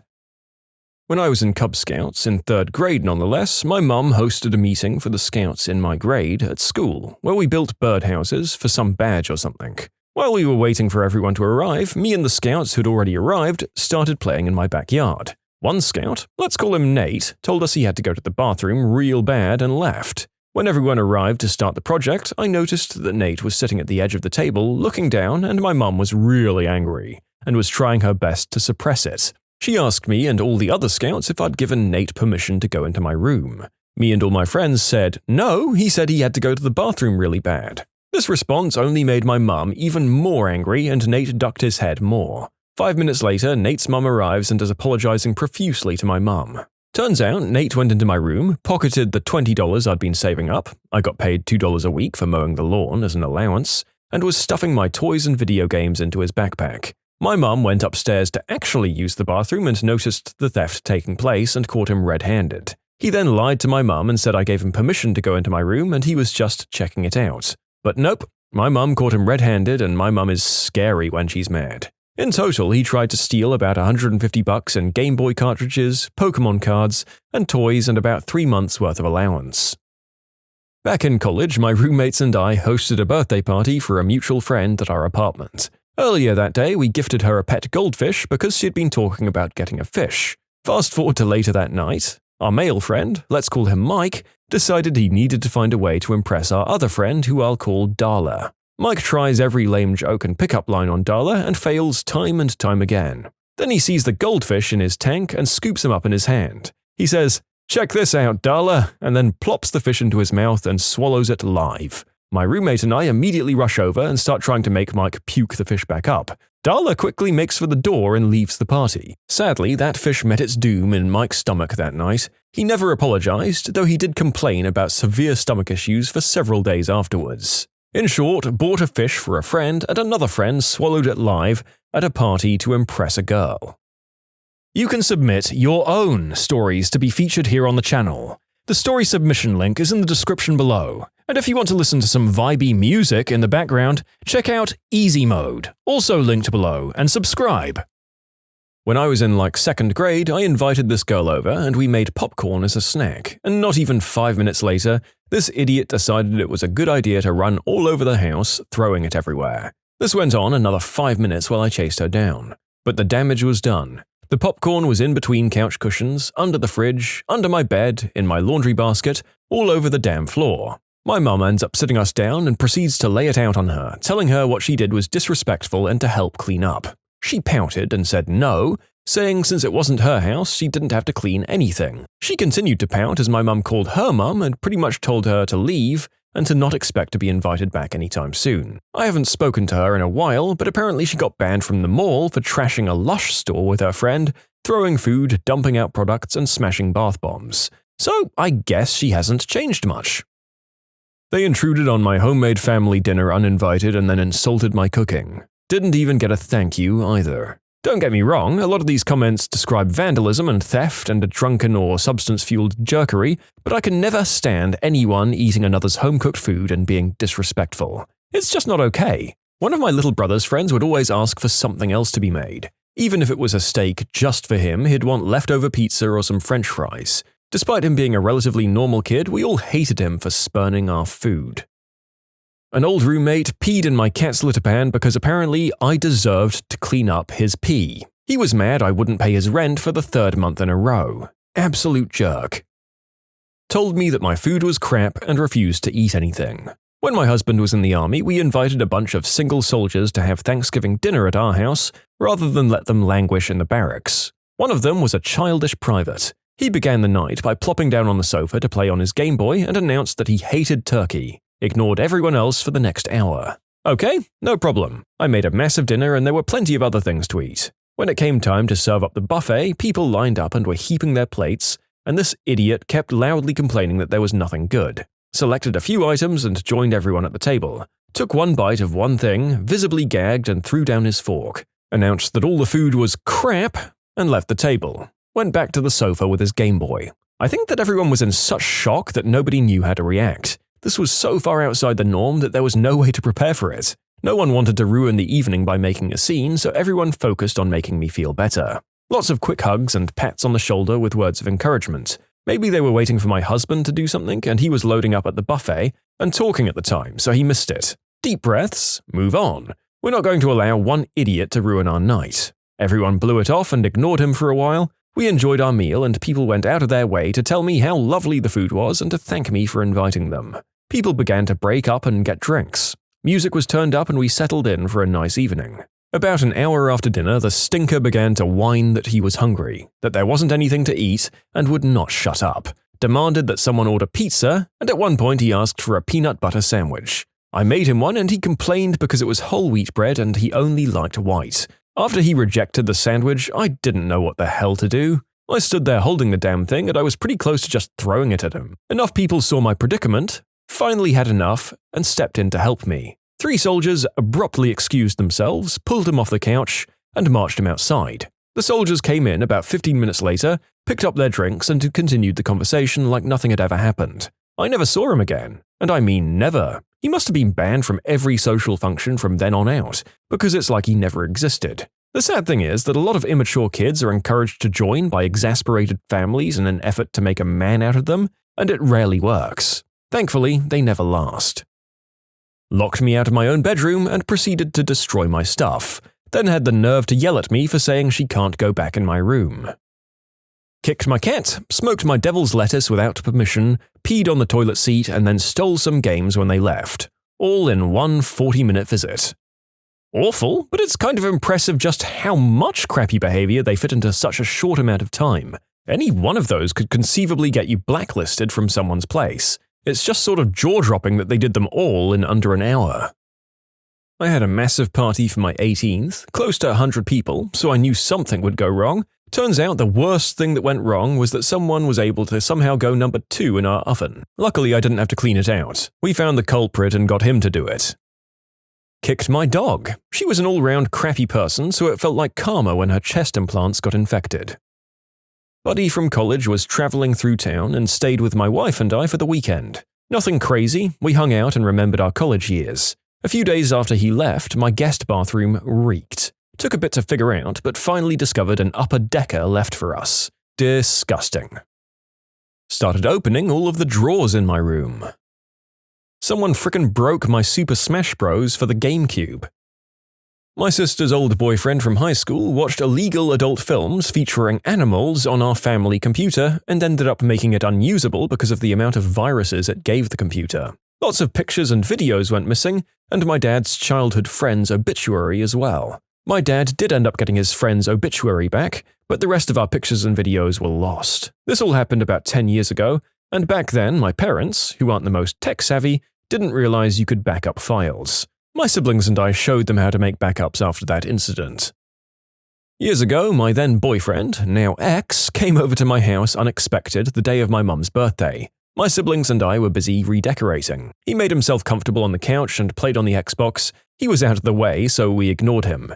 Just before she gets home, I make him turn off the console. Mum gets home and we do the whole surprise bit, and my ex immediately, like my mum hadn't even got past the entryway, grabbed the controller, turned the Xbox on, slapped my butt and told me to get him a drink, as he sat back down on the couch. I snatched the controller out of his hands and told him to go home.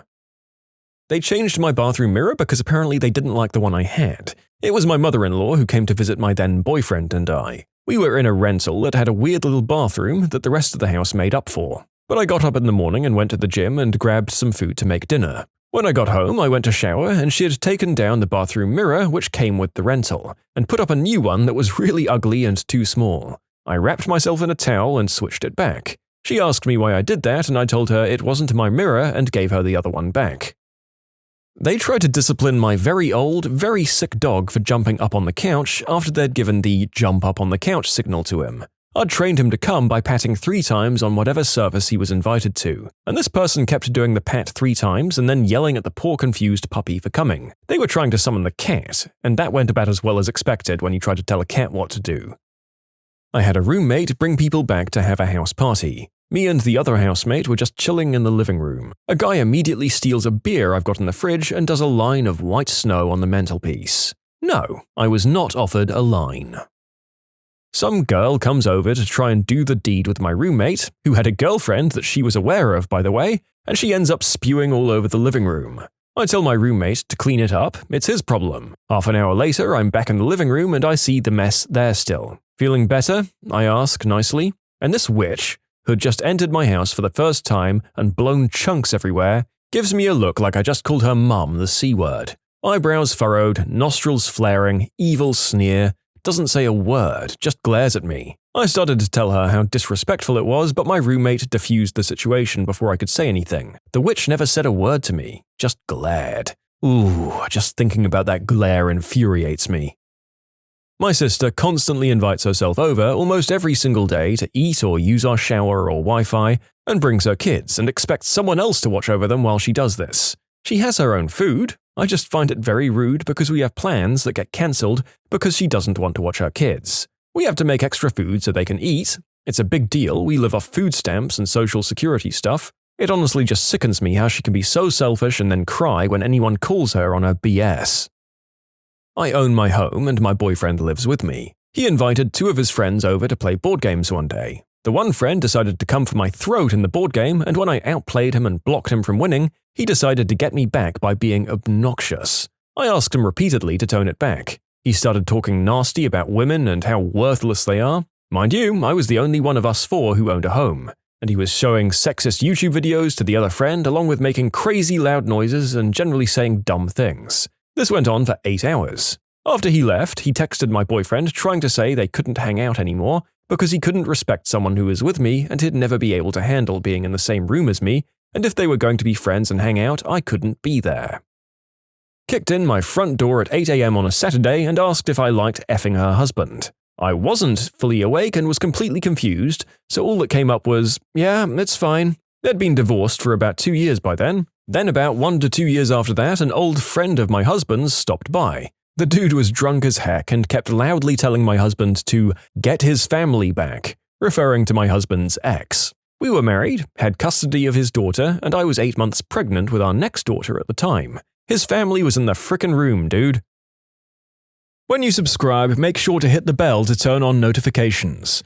Put the playlist on in the background to finish listening to all the stories, or if you want some vibey music to put on in the background, check out easymode. If you like Am I the Genius, give Am I the Jerk a shot. Everything linked in the description.